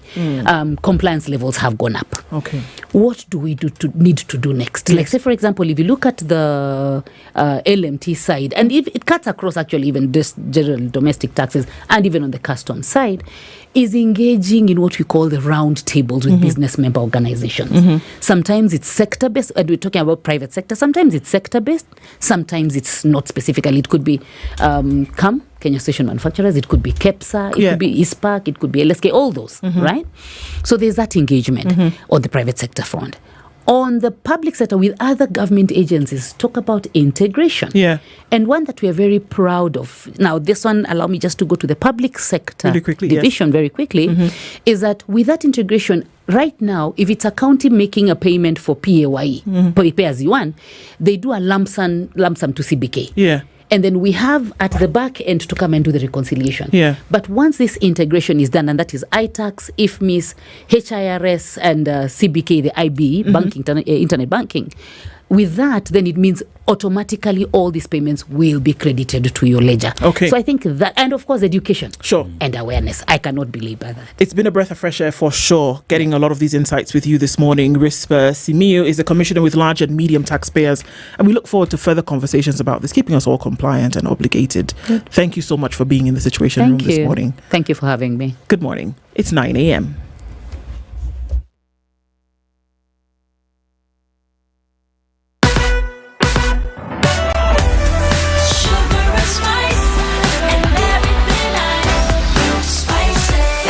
Spice up your life.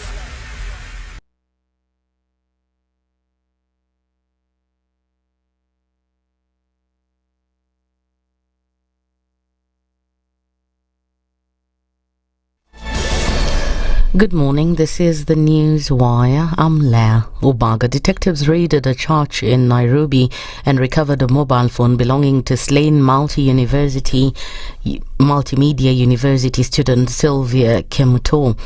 This is after the suspect, Philip Eric Mutinda, told police he had offered the mobile phone to the church on Monday, March 31st. After the murder of a fellow student near Ongata Rongai, Mutinda allegedly told police he had confiscated her phone and offered it to the church in Nairobi as an offering. The suspect is being held for 21 days as police complete investigations, even as an autopsy revealed that she was strangled to death. Body found that Sylvie had multiple injuries which were caused by blunt objects. There were injuries on the head and on the limbs, upper and lower limbs. Apart from that, there were also evidence of strangulation. We saw injuries in the neck, which we see in people who have been strangled. She also had what is called cyanosis, someone who was not having oxygen at the time of death. With this, we conclude that what led to the death of the late Sylvia was strangulation on top of multiple blunt injuries. Former KICC Chairman Irungu Nyakera said that it's unfortunate that the Kenya Kwanza government has failed to deliver even one of the promises it made to Kenyans. Speaking on Spice, Nyakera says he has been able to move around several regions in Mount Kenya and no development projects can be accredited to the government. The promise, this is a very beautiful manifesto. David Ndii did a beautiful job. We've been going through the manifesto itself, even when we were debating with David Ndii, and we show him the areas on agriculture, the area on textile, the area on empowering the farmer and the youth. Yeah, they're all there. Like, there's nothing that's not captured in the manifesto. Kenyans believed it, or rather Mount Kenya believed it. I move around the country quite a bit. I talk to many people across the country. I have not heard of those promises that have been kept. We talked about the roads, and specific roads actually. We talked about the dams, and specific location for the dams. We talked about the youth employment. We talked about the TVETs. Even we talked about some 2 markets. To date, absolutely zero. Nyakera said that despite money being available, the government had a spending issue that has been worsened by corruption. Actually, we do not have a revenue problem. We have a spending problem because we are spending money on a daily basis. So money is there. We've seen renovations of State House in billions. We have seen additional travel, 7 billion by Parliament alone last year. If we put together all this money, if we actually don't waste the money, we'd actually have money for development. So it's not, the government, to their credit, have done well in terms of managing our debt. That one I've given them credit, and I continue. They've done well in managing our FX. They've done well in managing our fuel and our forex reserves. That they have done well. But they have not done well on the issues of runaway corruption and wastage and of public resources. Interior Cabinet Secretary Kipchumba Murkomen is expected to embark on the 3rd day of his engagement in the coastal region towns dubbed the Jukwaa la Usalama Coast Region Tour. Murkomen kicked off his 6-day tour of the 6 counties in the coast region with a town hall meeting in Mombasa on Monday. Through his official social media accounts, Murkomen revealed that the event is the first leg of a nationwide tour that will eventually cover all the counties in the country. Murkomen has since toured Mombasa and Kwale counties on his first 2 days. That's the News Wire. I'm Leah Ubaga.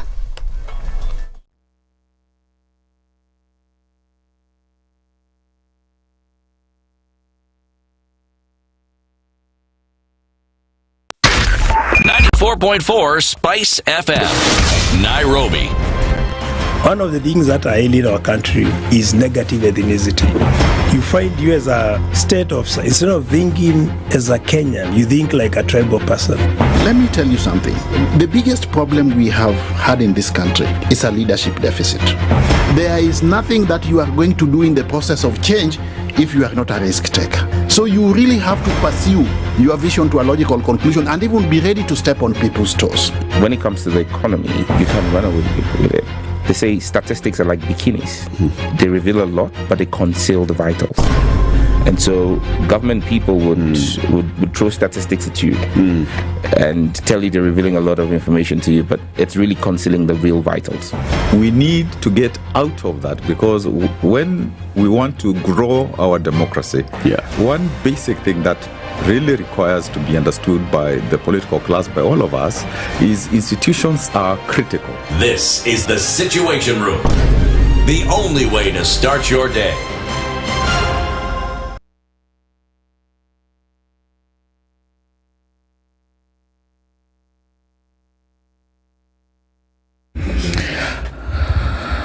All right, taking a look at what's happening right now with traffic at a few minutes after 9 o'clock. It's been busy this morning, and we're likely to see that's all going to settle down to a dull roar at some point.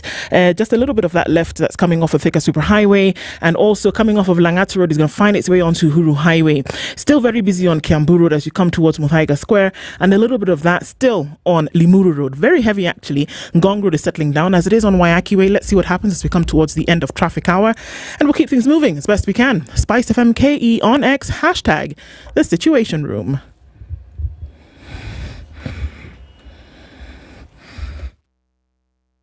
Mature, intelligent talk every morning. Spice up yourself.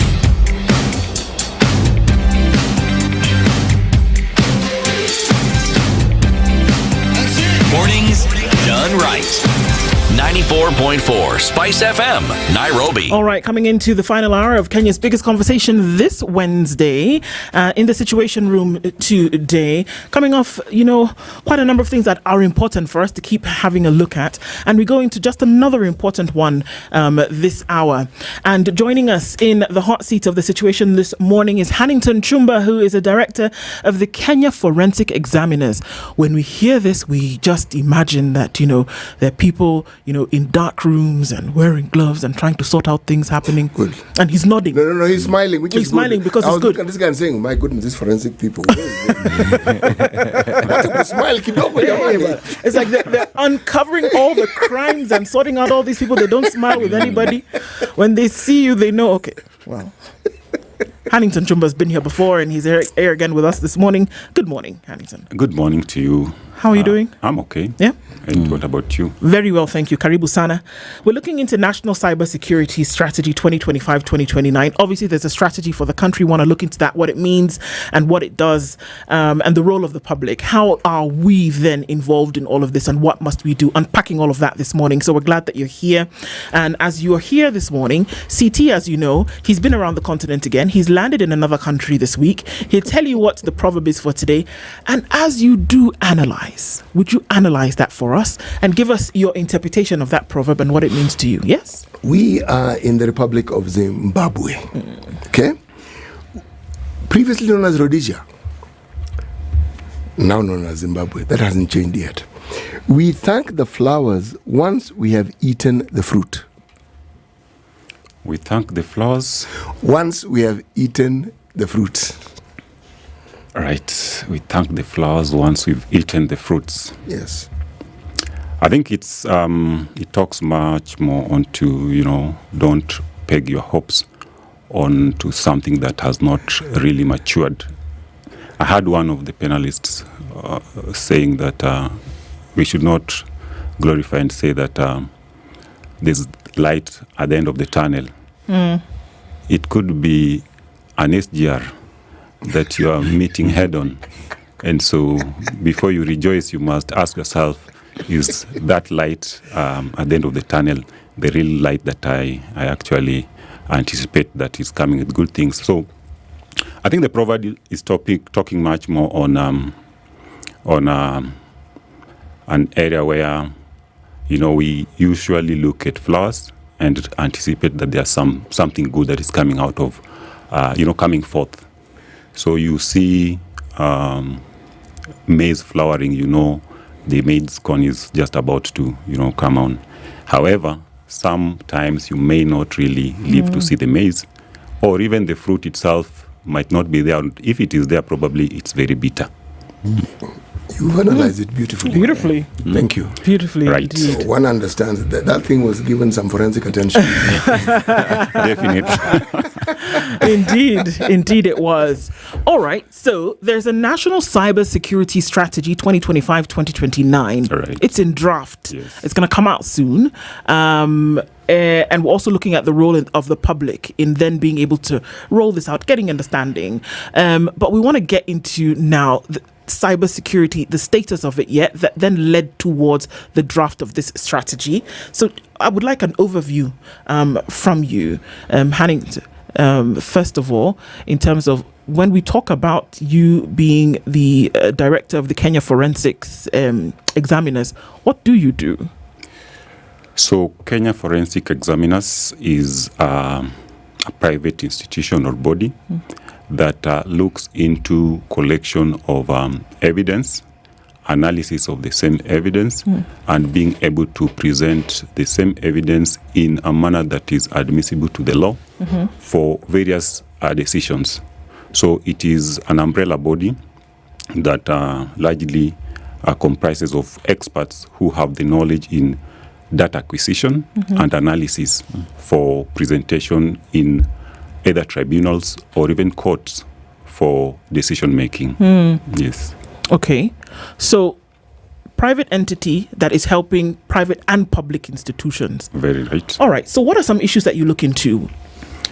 There are quite a number. Issues that range into the ICT space, issues that relate to documents, issues that relate to firearms, and many more other issues that probably have the ability to contain what we call the digital evidence. This is evidence that has been infiltrated into the digital space or digital gadgets, say the mobile phones. Talk about the cloud itself. We have now e-mobility coming in, and we have a lot of data that is being disseminated from one system to another. Now that ability to acquire it forensically and being able to analyze it again forensically for easy decision making is part of what we do. Okay. Now, opening all of this up, is there something that everybody, for example, what the law says, more or less, people know what you can or cannot do. When it comes to the cyberspace, is it clear in terms of what people can or cannot do? Are the lines very clear in terms of where you can go, what you can do, what you can manipulate or what you can't manipulate? Is it clear? I would say that's part of why we are trying to ask members of public to come out and submit their views into this cyber strategy 2025-2029, because that is not clear enough. And much as we have the law, we have the framework, we have the policies, both at the national and sector levels, still this thing is not very clear. And so once in a while you have challenges trying to navigate those criminal justice process, because the manner in which the evidence was acquired, the manner in which it was analyzed is not authentic. Or even if it's authentic, the report that then comes out of it is not for everyone's consumption. Most of the time it is left for the experts. But you see largely the people who consume digital information are everybody everywhere. And so part of what this Clarion call is for today is to ensure that we go through that strategic document and understand it, dissect it, analyze it, and be informed on what the expectation is, because this is what will definitely guide our digital future for the next 5 years. All right, so let's talk about cybersecurity from the aspect that it is an evolving area pretty much that is new. You'd say other democracies, other regions have well understood how to go about it. In Kenya, we are coming with our strategy at the moment, and all this is to try and bolster our response in matters to do with the evolving threat. But even as we get to that, you find that most cases that go to court and someone comes with an evidence, it would be admissible because of how it was collected, how it was processed, and even how it was filed. So in terms of just bolstering the collection of evidence, or someone knowing what to do, what not to do, even when gathering such, or protecting yourself, where would you place the country? A lot has happened. I can't pretty say that we are in a bad place. We have come a long way. We're coming from a time when we were not able to actually even tell where the critical evidence lies within an infrastructure. So as we speak today, we have information technology, and we have leveraged on many platforms to enable us, enhance that capacity in terms of digital and analysis. There before, I would say there was a little bit of confusion, and we'll have even different government bodies overlapping in their roles in terms of evidence collection and even presentation and prosecution. And this one had a greater impact, particularly in courts. You could find that a lot of cases delayed so much because there was no capacity of understanding the critical evidence, one that would be much more sufficient in prosecution. So there was largely lack of understanding on where the critical evidence lies. However, today we are a little bit much more enhanced, and we see our courts have upgraded their capacity in terms of knowing what would be required in a particular kind of case to sustain probably conviction or even dismissal of a case. Okay. Now, do you find that even as you engage with a lot of these issues, that members of the public, individuals who could just be on their mobile phone, the gadget that you talk about, are aware of what the lines are aware of what the rules are, and are following within those rules and boundaries? So that's where the challenge is. And we would say that the digital economy, or rather the digital platform, is evolving so fast. It's evolving at a higher speed, more than the public can uptake and understand what is clearly happening. Our case, in example, today we're talking about the 5G. And very many members of public are not aware of what 5G would be and the difference between 5G and 4G, for example. However, when you look at the potentials that the 5G comes with, it's quite enormous.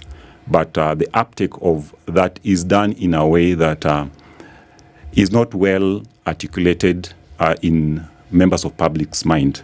And so a lot of us are engaging or just interacting with the environment without publicly knowing the importance or the potentials that they have within such kind of environments. And so largely I would say there's still room for more sensitization on the public side.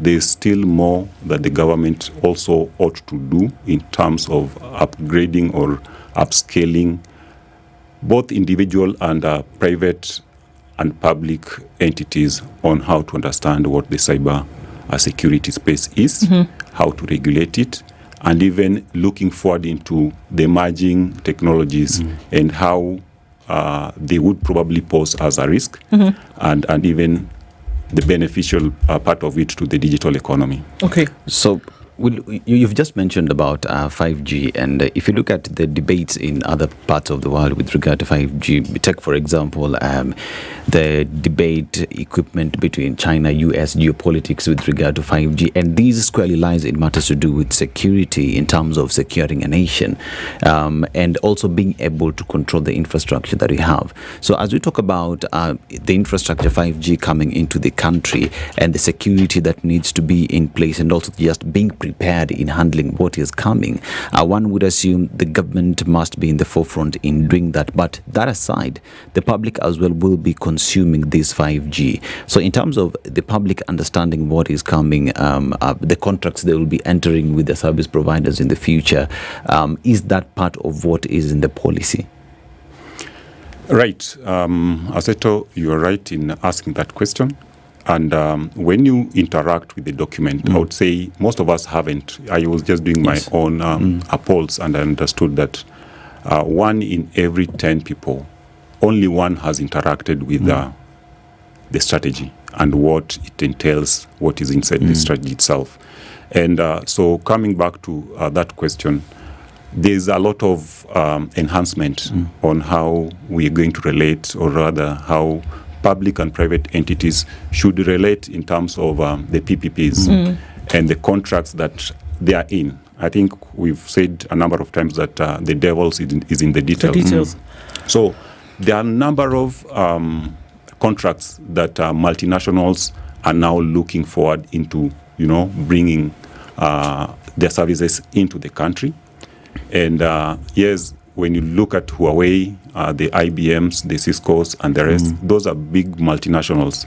This conversation actually has, for a long time, been left for the big techs and the big companies that have the leverage of probably airing their views out there. But then we want to look at it in a way that let the conversation be to all of us. Let all of us be able to look at the document and submit their views, because it's more about you and me, whether you are in business, you are in education, you are in healthcare, or you're simply owning a mobile phone or a smartphone. All this has the benefit of showing how we are going to interact, how we are going to create new jobs, how we are going to leverage on consumption of e-services that the government is currently rolling out. So those are nitty-gritties, like the contracts. In most cases, they are opaque. No one is able to, get deep down into it and probably understand the content of a contract. But we are saying it's essential. So part of what the new strategy is talking about, actually, we are talking about what we call the critical information infrastructure, in addition to the other 6 pillars of strategy 2022-2027. That particular pillar that is added onto the new strategy 2025-2029 tries to make it much more easier to access such kind of information, like the contracts. If we have a contract between a multinational, say we have a contract between Huawei and the registrar of persons, we need to understand what are these contracts talking about. Is there any component of that contract that may compromise our safety? For example, I think it's in the public domain that Huawei was accused of sniffing into espionage. Yes, and so if it has a contract probably with the register of persons, that is the institution that has the capability or has our digital information, whether in soft or in physical, they are all converged at the same point. If they would sniff, I think you can just imagine the magnitude, the impact that would have on the economy of our nation, or even to you as an individual. So the conversation has actually broadened enough, and the strategy has actually given us the ability now to submit our views, look at the contracts, suggest how they should be formulated in a way that doesn't compromise the security of the nation. Actually, when you look at the strategy itself, it's talking more about safety of Kenyans online. And that is according to, that's a given right according to the Constitution, Chapter 4, Subsection 29. Yes. Okay. Because also when we talk about cybersecurity, we talk about cyber crime. Let's open this up a little bit, and to stay away, to maybe get away from the theoretical a little bit, and say that what are things that folks are involved in that are crimes that we're seeing happening today, that are actual crimes that we should actually watch out for? And that's quite a number. And what would probably bring out is that we have espionage, as we've talked about. And espionage may be a crime, but the public, who are our focal points for today, may not be aware that they're engaging in a crime. So you walk into an institution or a public entity. When you leave, of course, there will be some information that would either come through an app or would pop up asking you to give it, some kind of information. Yeah, I think once in a while you've been into a hotel. Once you leave, there's some questions that then pop up in your phone and asks you, how is the Standard Media? Do they have this and that? How would you rate them? You know, that kind of information, we are not sure who is the consumer. At some point, you may find that you have given a very critical information to an entity that then may come up back to compromise the security of the nation. We also have a lot of information that is flying around, basically from users who are not well conversant with the social media and the law. So you go and start harassments, and you may not understand it as harassment. That is what I've seen with many young people. They may not understand it as harassment, but at the end of the day, there is something that you have invoked that then conflicts with the law. What do you mean exactly? So when I abuse somebody online, or what exactly are we talking about here? Of course, it could be abuse, but it could also be someone trying to, talk about your morphology, for example. Yeah, we have, young people trying to, look smart for various reasons, but then there are also others who would troll them. Like body shaming and yes, things like online. This. Okay. Online. And that's a common crime area where most people engage in without knowing that, this is a crime. Or if they know, they are not well conversant of what would be the impact of such kind of activities online. Now, this is an area that I have found that much as it has been, publicized, much as people have been sensitized, there is no matching statistics to show that we are experiencing some downward trend on such kind of activities. So it's increasing. People are using social media. People are using the internet to actually, start wars from person to person. There is an increase on that. And much of the effort that the government is trying to put into sensitizing the members of public into it still goes unattended to. Or most people who then engage in such kind of activities are not able to, simultaneously understand that now I have crossed the line of ethics and morality. So this is my question. Are there guidelines for people to know that this threshold you cannot cross? Is there something, for example, we know it's very clear, and I guess this is one of the reasons why the strategy is being set up, but they said, we know that you cannot take a gun pointed at somebody and take their belongings from them. It is a crime according to the law. You cannot steal from people. It is a crime.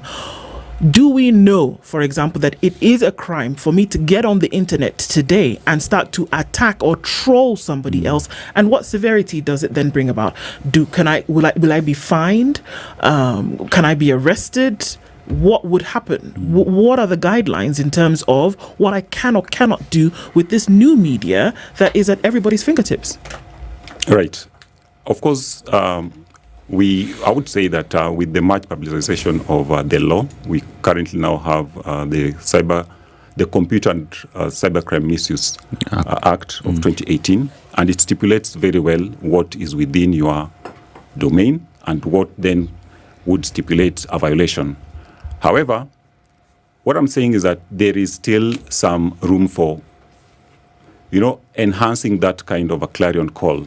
Very few people have interacted with those laws, much as they've been existing since 2018. People have been prosecuted and people have been fined. However, there is still much more increase in terms of committing those crimes from the public sectors, individuals, and many more. And now we have a robust cybersecurity and data protection Act that has come in, trying also to address the same. And I would say there's been a lot of information and public fora that has really tried to, enable members of public understand what is crime, and what is not within the cyberspace. Okay, let's take a break at this point. We're talking with Hannington Chumba, and we're looking at the National Cyber Security Strategy 2025-2029 and the role of the public. In the role of the public in terms of what you can do, but I think there's also great opportunity here to understand what you cannot do, because then we get into a crime situation. Somebody says, well, I didn't know that I couldn't do that. I mean, I've been doing it all this time. Who is then going to regulate that? Those are some of the conversations that we're having this hour on the Situation Room, and we're going to take a break, look at a few things, and then come back and continue with that with Hannington after this.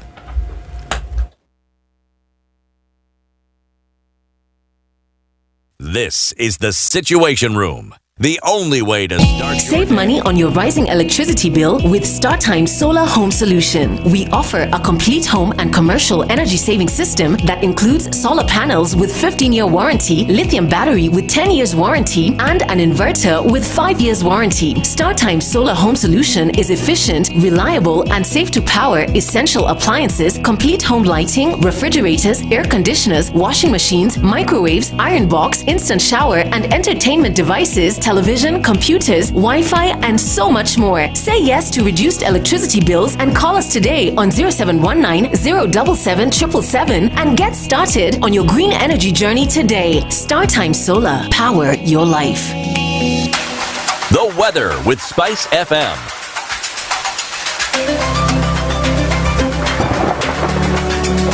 Sunny conditions at 17 in Nairobi. It's also 17 and sunny into Nakuru, with sunny conditions at 18 now in Nyeri, and it is sunny at 16 in Eldoret. It's 27 in Mombasa, and Malindi is at 29. 21 in Kisumu with 20 degrees in Kakamega. At 21, Kampala is sunny with sunny conditions at 26 into Dar es Salaam. The rain continues in Johannesburg at 17 with sunny conditions at 30 into Mogadishu and at 18 in Addis Ababa. Cloudy at 27 in Lagos with cloudy conditions at 24 in Kinshasa. It's 19 and sunny into Beijing, while at 7 degrees Paris is cloudy. London wakes up to a cloudy morning at 5, and it's dropping in temperature in New York now at 2 degrees and clear.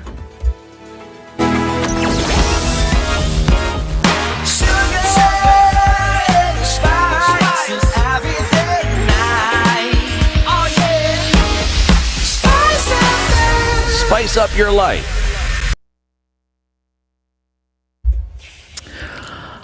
All right, it's just a little bit busy right at that Pangani underpass, but for all intents and purposes, we got into the city off the Thika Superhighway, and that is fine. Ngong Road looks good. A little bit of traffic left on just as you trying to get towards the roundabout on Ngong Road, but apart from that, we're all right. A little bit of traffic that is forming on Langata Road. I try to go towards Raila Odinga Way on one side and then Aerodrome on the other side, but for most of it, you'll be fine. Still a lot of traffic on Landis Road getting into the city via Haile Selassie, and that is busy then right around Kamkunji. Keeping an eye on all of this. We're coming out of traffic hour, trying to keep things moving this Wednesday. Let's talk through it. SpiceFM KE on X.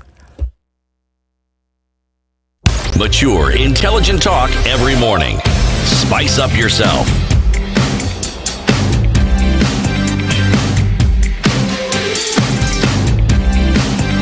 Mornings done right.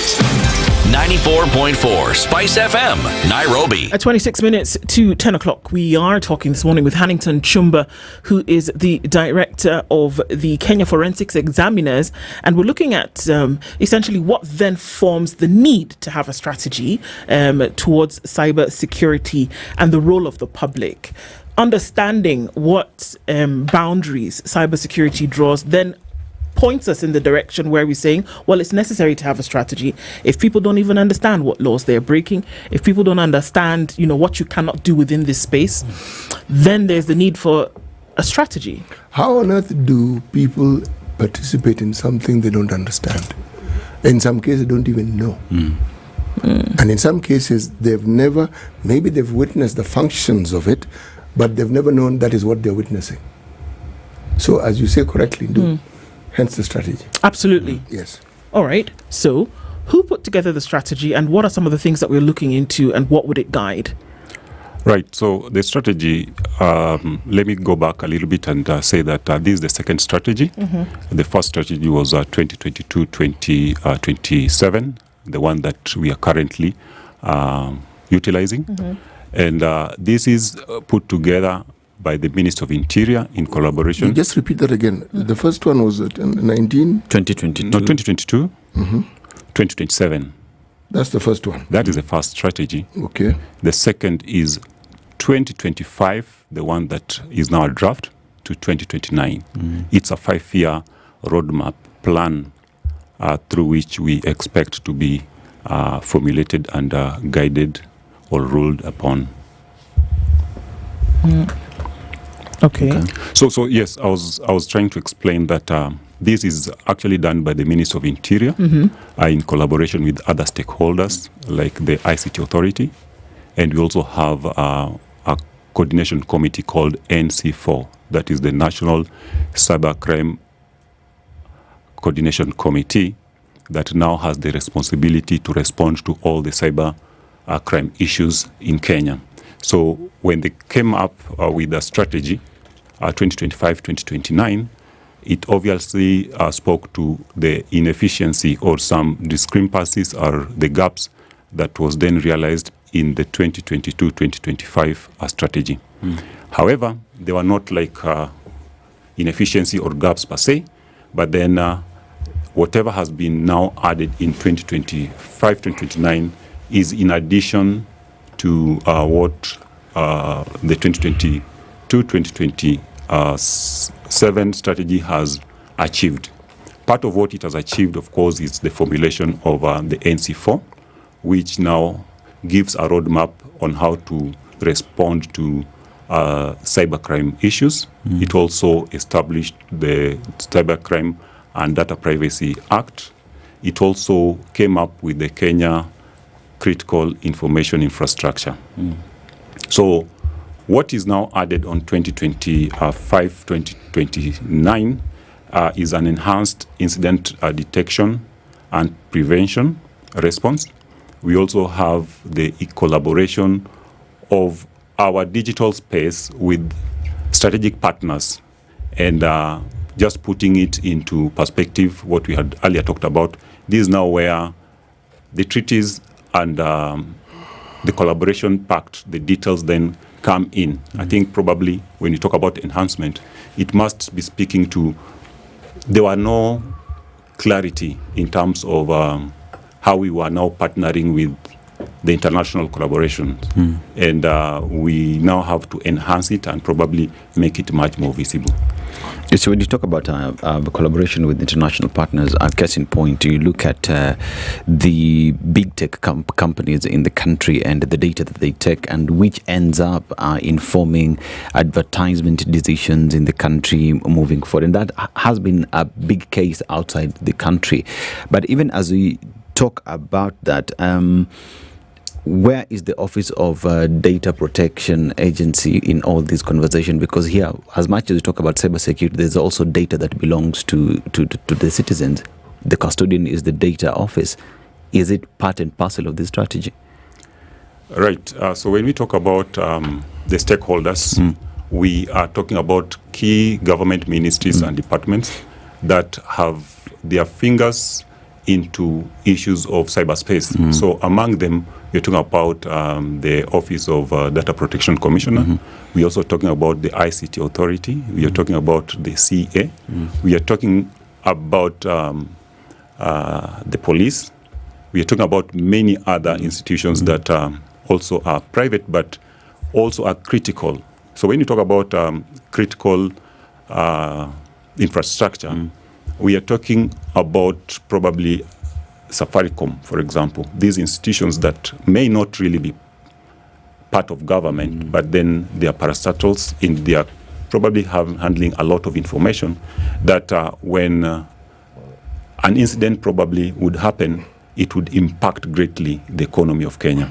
So yes, indeed, the Data Protection Commission is part of the stakeholders into this bigger entity called the strategy stakeholders in cybercrime. The two questions I want to ask. One, that would be addressing the capacity of individuals and even organizations in terms of training. However, as it is right now, it is not really specific that the government would have, or rather has, an institution where cybercrime professional get trained, but mostly it is on an individual basis, and a few would be doing it from the corporate level.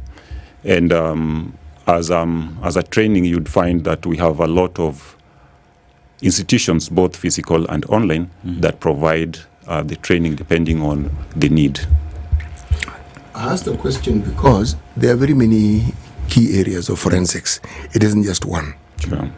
There are probably around 9. Now, when we look at the array of areas that a forensics meets the need or seeks to meet the need of, what is it that in this country you would say are the specific areas that our strategy will cover to ensure that these needs that call for the application of forensic science into?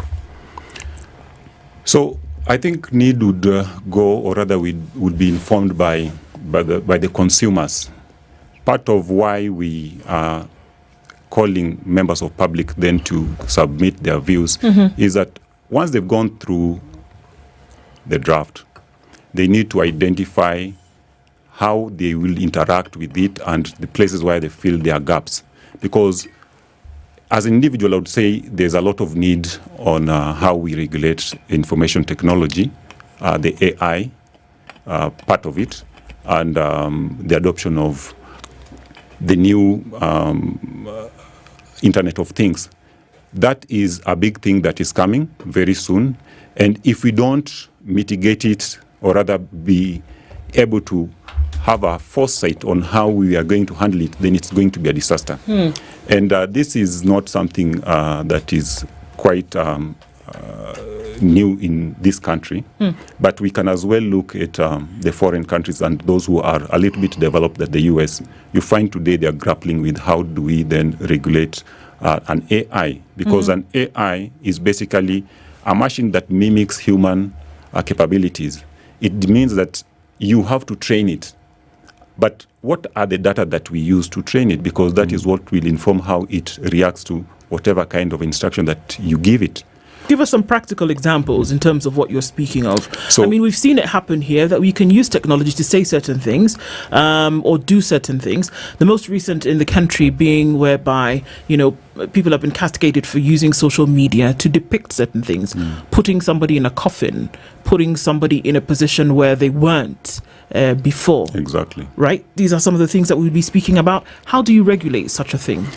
So, regulation of social media or technologies that come with social media is an ongoing conversation. It is not here nor there that we can say that we have a one-stop shop or strategy that would address that, because as we speak today, even you're learning. Yeah, there are things that you don't know, but each and every day you're learning.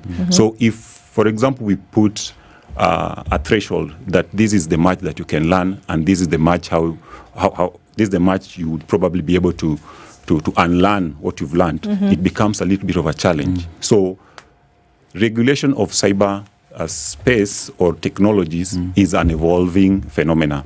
But as we speak today, I would say there are a lot of data that is going into training the artificial intelligence.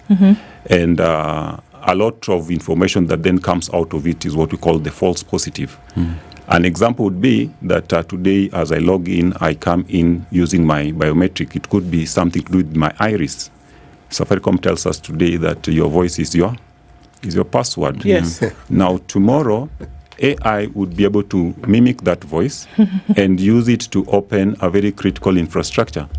The question then comes, how would you differentiate that this was done by an AI and not a city, for example? Unless the person, because it's interesting, because just the other day I sat in a meeting and I heard a promo of me. I said something which I know I didn't say. So at some point with your voice? Yeah, it was my voice. It was my voice, but I didn't do the recording. So somebody had, of course, had me say something, and they went into a studio and regenerated my voice to promo some product or something. And I sat there and I was gobsmacked and I said, wow, this is great. But I was never in a sound booth. I never said this. I didn't do it. So unless you're in the presence of the person for them to be able to deny or confirm that they actually did that recording, maybe you have studio time and a studio log, you wouldn't be able to say, I wouldn't be able to say I didn't do it. But I can tell you that I didn't because I didn't. But how then do you now, because how are you going to prove it? How will you disprove it? Especially if somebody uses it for something untoward, you know? Sure. Because you can create entire speeches using I can just say my name is Ndu and they'll take my voice and replicate it and put it on the thing and we can go. I tell you, and it could be, it could also be both audio and visual. Yeah. For in this case, probably you just heard of your voice. And then, of course, you didn't say the words that probably were being... and this was innocent. And it was an innocent thing. It was a promo for something. It was innocent. And imagine now we are gearing into Internet of Things proper. Deepfake. Yes, the deepfakes. Now it's coming full circle. And so we cannot even imagine the kind of things that would probably be coming, the things that would be perpetrated on those such kind of platforms. So the strategy here is trying to invite the public, like you, like Dennis and City here, to then look at how are we going to interact with all these enormous innovations that are now coming in. So we have e-mobility, as I'd spoken earlier, and these are vehicles that probably will not be driven specifically by a human being, but it's AI. Yes. So you feed into your location and probably you give it some instructions here and there, and you take the back seat and probably you fall asleep and you find yourself in Somali, for example. So somebody else could be controlling the thing. Yes, that could easily happen. Or even someone could even sabotage and create chaos maybe in the city, and we have no way to move out of it. Then the question then comes, what had we put in mind earlier on before deployment of such technologies that mitigated such kind of issues? Because, Hannington, it could be innocent, isn't it? It could be. It could be. What we're trying to do is have a more efficient transport system, for example, yes. and we can use the technology of AI to be able to do this. Somebody's standing outside a hotel, their car is in the parking lot, and then you click a button and the car comes empty to you. That's easy because you don't have to carry all your luggage out there. The car will come to you. Yes. So in the genesis of this technology, what you were trying to do was make life a little bit better.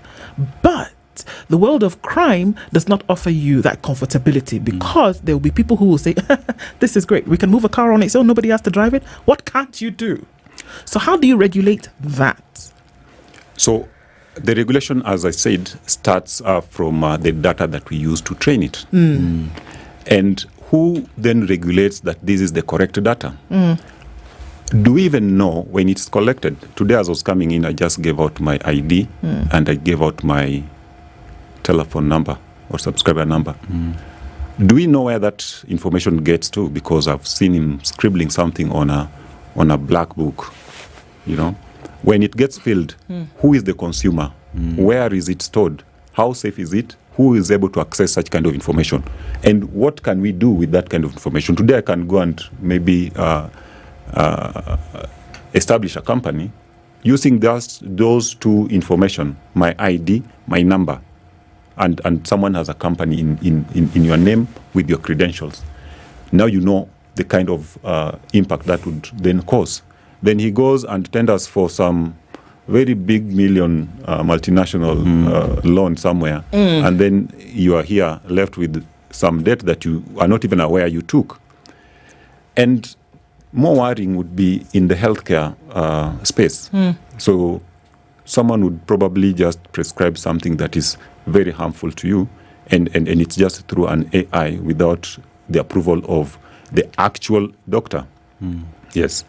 And so how do you probably mitigate that? The question still is answered by what data are we using to then inform what that AI is capable of doing. Most of the time, we leave it like that. We get into supermarkets each and every day. We do a lot of shoppings. We buy this, we buy that, and we walk out. unknowest to us is that someone is collecting some data innocently, probably to then inform our buying patterns, our preference in terms of the product that we consume. But that information may end up in a territory that is not meant to be. Yeah. And probably someone has just sold it. Now we need to understand some of the things that are actually informing the decisions that an AI would do. Yes, because you may not even trace it that this one came out of the purchase or transaction that I did 2-3 months down the line. But is there any nation on this planet that is actually prepared for the ramifications of AI? Because with AI as we know it, there's always an improvement on it. And it looks like it is an improvement that is going to go well into the future. Yes. Yes, to the point where there are even those, when you look at some of the doomsday movies that we saw, where AI more or less takes over everything that we do, some of the AI and the development that we see are not far off from those doomsday movies. Is there any nation really that is prepared for it? I think, CT, there won't be an answer like, yes, there is a nation that is well prepared, because how do we define well prepared? Do we want to say that, yes, you have put in place a policy that would be able to quickly inform in good time that this is bad and that is good? Or would be well informed like you have a citizenry that are cyberspace aware or AI ready? You know, that is not something that it's something that keeps on evolving, I would say. Yes. Maybe not solving, but keeping up. Because that's why I began by asking, do we have institutions where people can be trained? Because this is an open and free market. And you can even teach yourself using that same gadget and that same AI to teach yourself and train yourself how to use that same AI. Yeah. Now, if we do not have training facilities of our own where we can actually train people to ensure that whatever we teach them meets our needs. Let's say, for instance, every once in a while one reads that a case could not go forward because of insufficient evidence. Now, forensic evidence is difficult to dispute. Sure. Unless you can provide perhaps more profound evidence, forensic, which now disputes that. Then there is the preemptive and preventative aspect of it, understanding how people who are likely to commit crimes think. Okay? That is now forensic psychology. So that there are people who are trained in it, and when something happens, they can easily tell you this one, it's likely to be, and they're usually spot on because that's what they've studied. I've given just 2 examples. The preparedness, in my view, is what is important. Yes. Because it helps you keep up. Yes. And I think, City, as you talk about preparedness, it's now what the strategy comes to put in place. Because if you look at, let's take, for example, places like Europe, they've come up with a Data Services Act that pretty much goes into controlling how AI is consumed, how it's prepared, how it's trained, so that it is in their database to do that. Through the strategy, I presume, is coming in place to give that protectionary measure. But even while at it, there is need for these communication, these talk that you're having to be escalated to get to the people, just so they know what to do and what not to do. Is that perhaps some of the recommendations in the strategy? And if so, how do you achieve that? So you're right.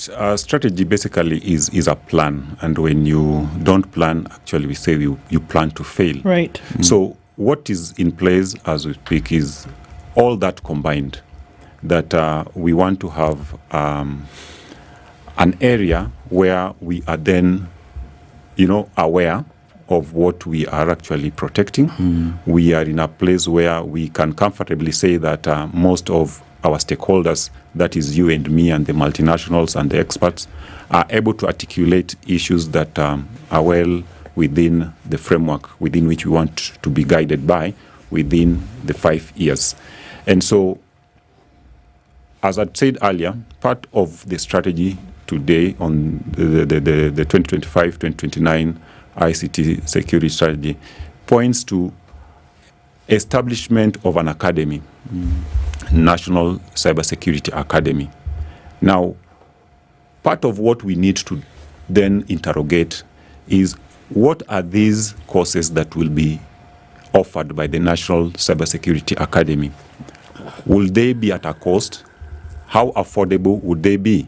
What are the curriculum that then would be informing what the National Cybersecurity Academy are training on? Are they things that inform whatever is currently the challenges within the environment that we are operating at? Mm-hmm. So if you give your views and ask that we want to understand much more on what this academy would be offering, then you give the institution an easier time then now to, come up with something that informs the challenges that are currently being manifested within the environment. Mm-hmm. But you see that most people have not even interacted with the document, and 25th of April this month, would be the last day of submission. Okay. This strategy has been on this platform for slightly more than 2 months today. Mm-hmm. Yes. Okay. But I believe Kenyans, as usual, would give that last minute push. But did you tell people well in advance that it was going to be where it is? So, that is now the work of the National NC4 and the Minister of Interior. Okay. Yeah, I'm not part of that stakeholder in itself. I'm here now to urge the members of public. I'm also submitting my views like the rest of us. Yes. Actually, you're a member of the club because the knowledge that you have and the expertise that you have puts you squarely there. So information pertaining to your specialized discipline, you would know. That is why I asked you the question. Sure. So I've tried to do it on a personal level. If you get to my X handle, I've tried to urge members of public to submit their views, go through the draft, submit their views, so that they are part of the conversation. They can talk about their ideas. They can talk about the challenges that they face. They would probably be able to interrogate whether the strategy has something to do with people living with disabilities, the women and children. And this is a conversation that would still be ongoing. However, when it comes that we have now submitted our views, then your contribution would have a little bit of challenge reaching the strategy team, so that it is part of what would be formulating the draft. So how do we get on the platform? Where do we find it? It's a website? So the draft itself is on a website called NC4. ANC or NC4? NC4. Uh-huh. NC4.go.ke. But the submission is on a different website called strategy@nc4.go.ke. So once you get into strategy@nc4.go.ke, you'll have an opportunity to submit your views. So strategy@nc4.go.ke is the email address through which you send submissions? Yes. Okay. But the website, which is nc4.go.ke, is where you can actually go view the draft. Yes. Okay. Exactly. All right. So I'm going to ask really quickly also then, by the time people are giving their submissions and if these will be included in the draft, what's the time between giving a submission, entering this on the draft before then it's now presented for finals? I think that takes a little bit of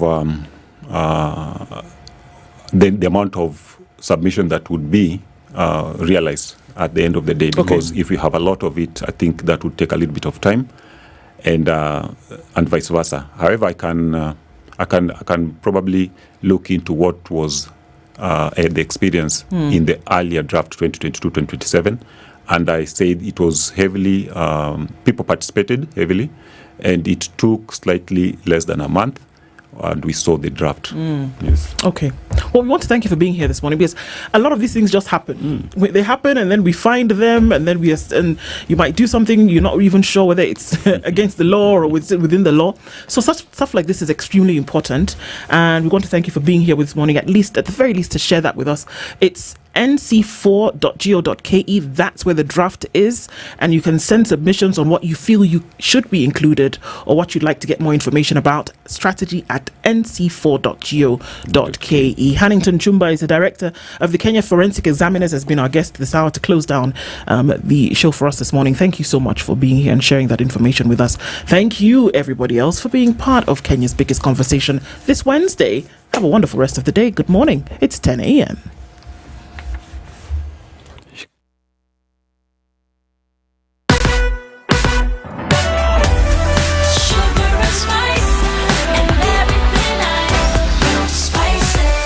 Spice up your life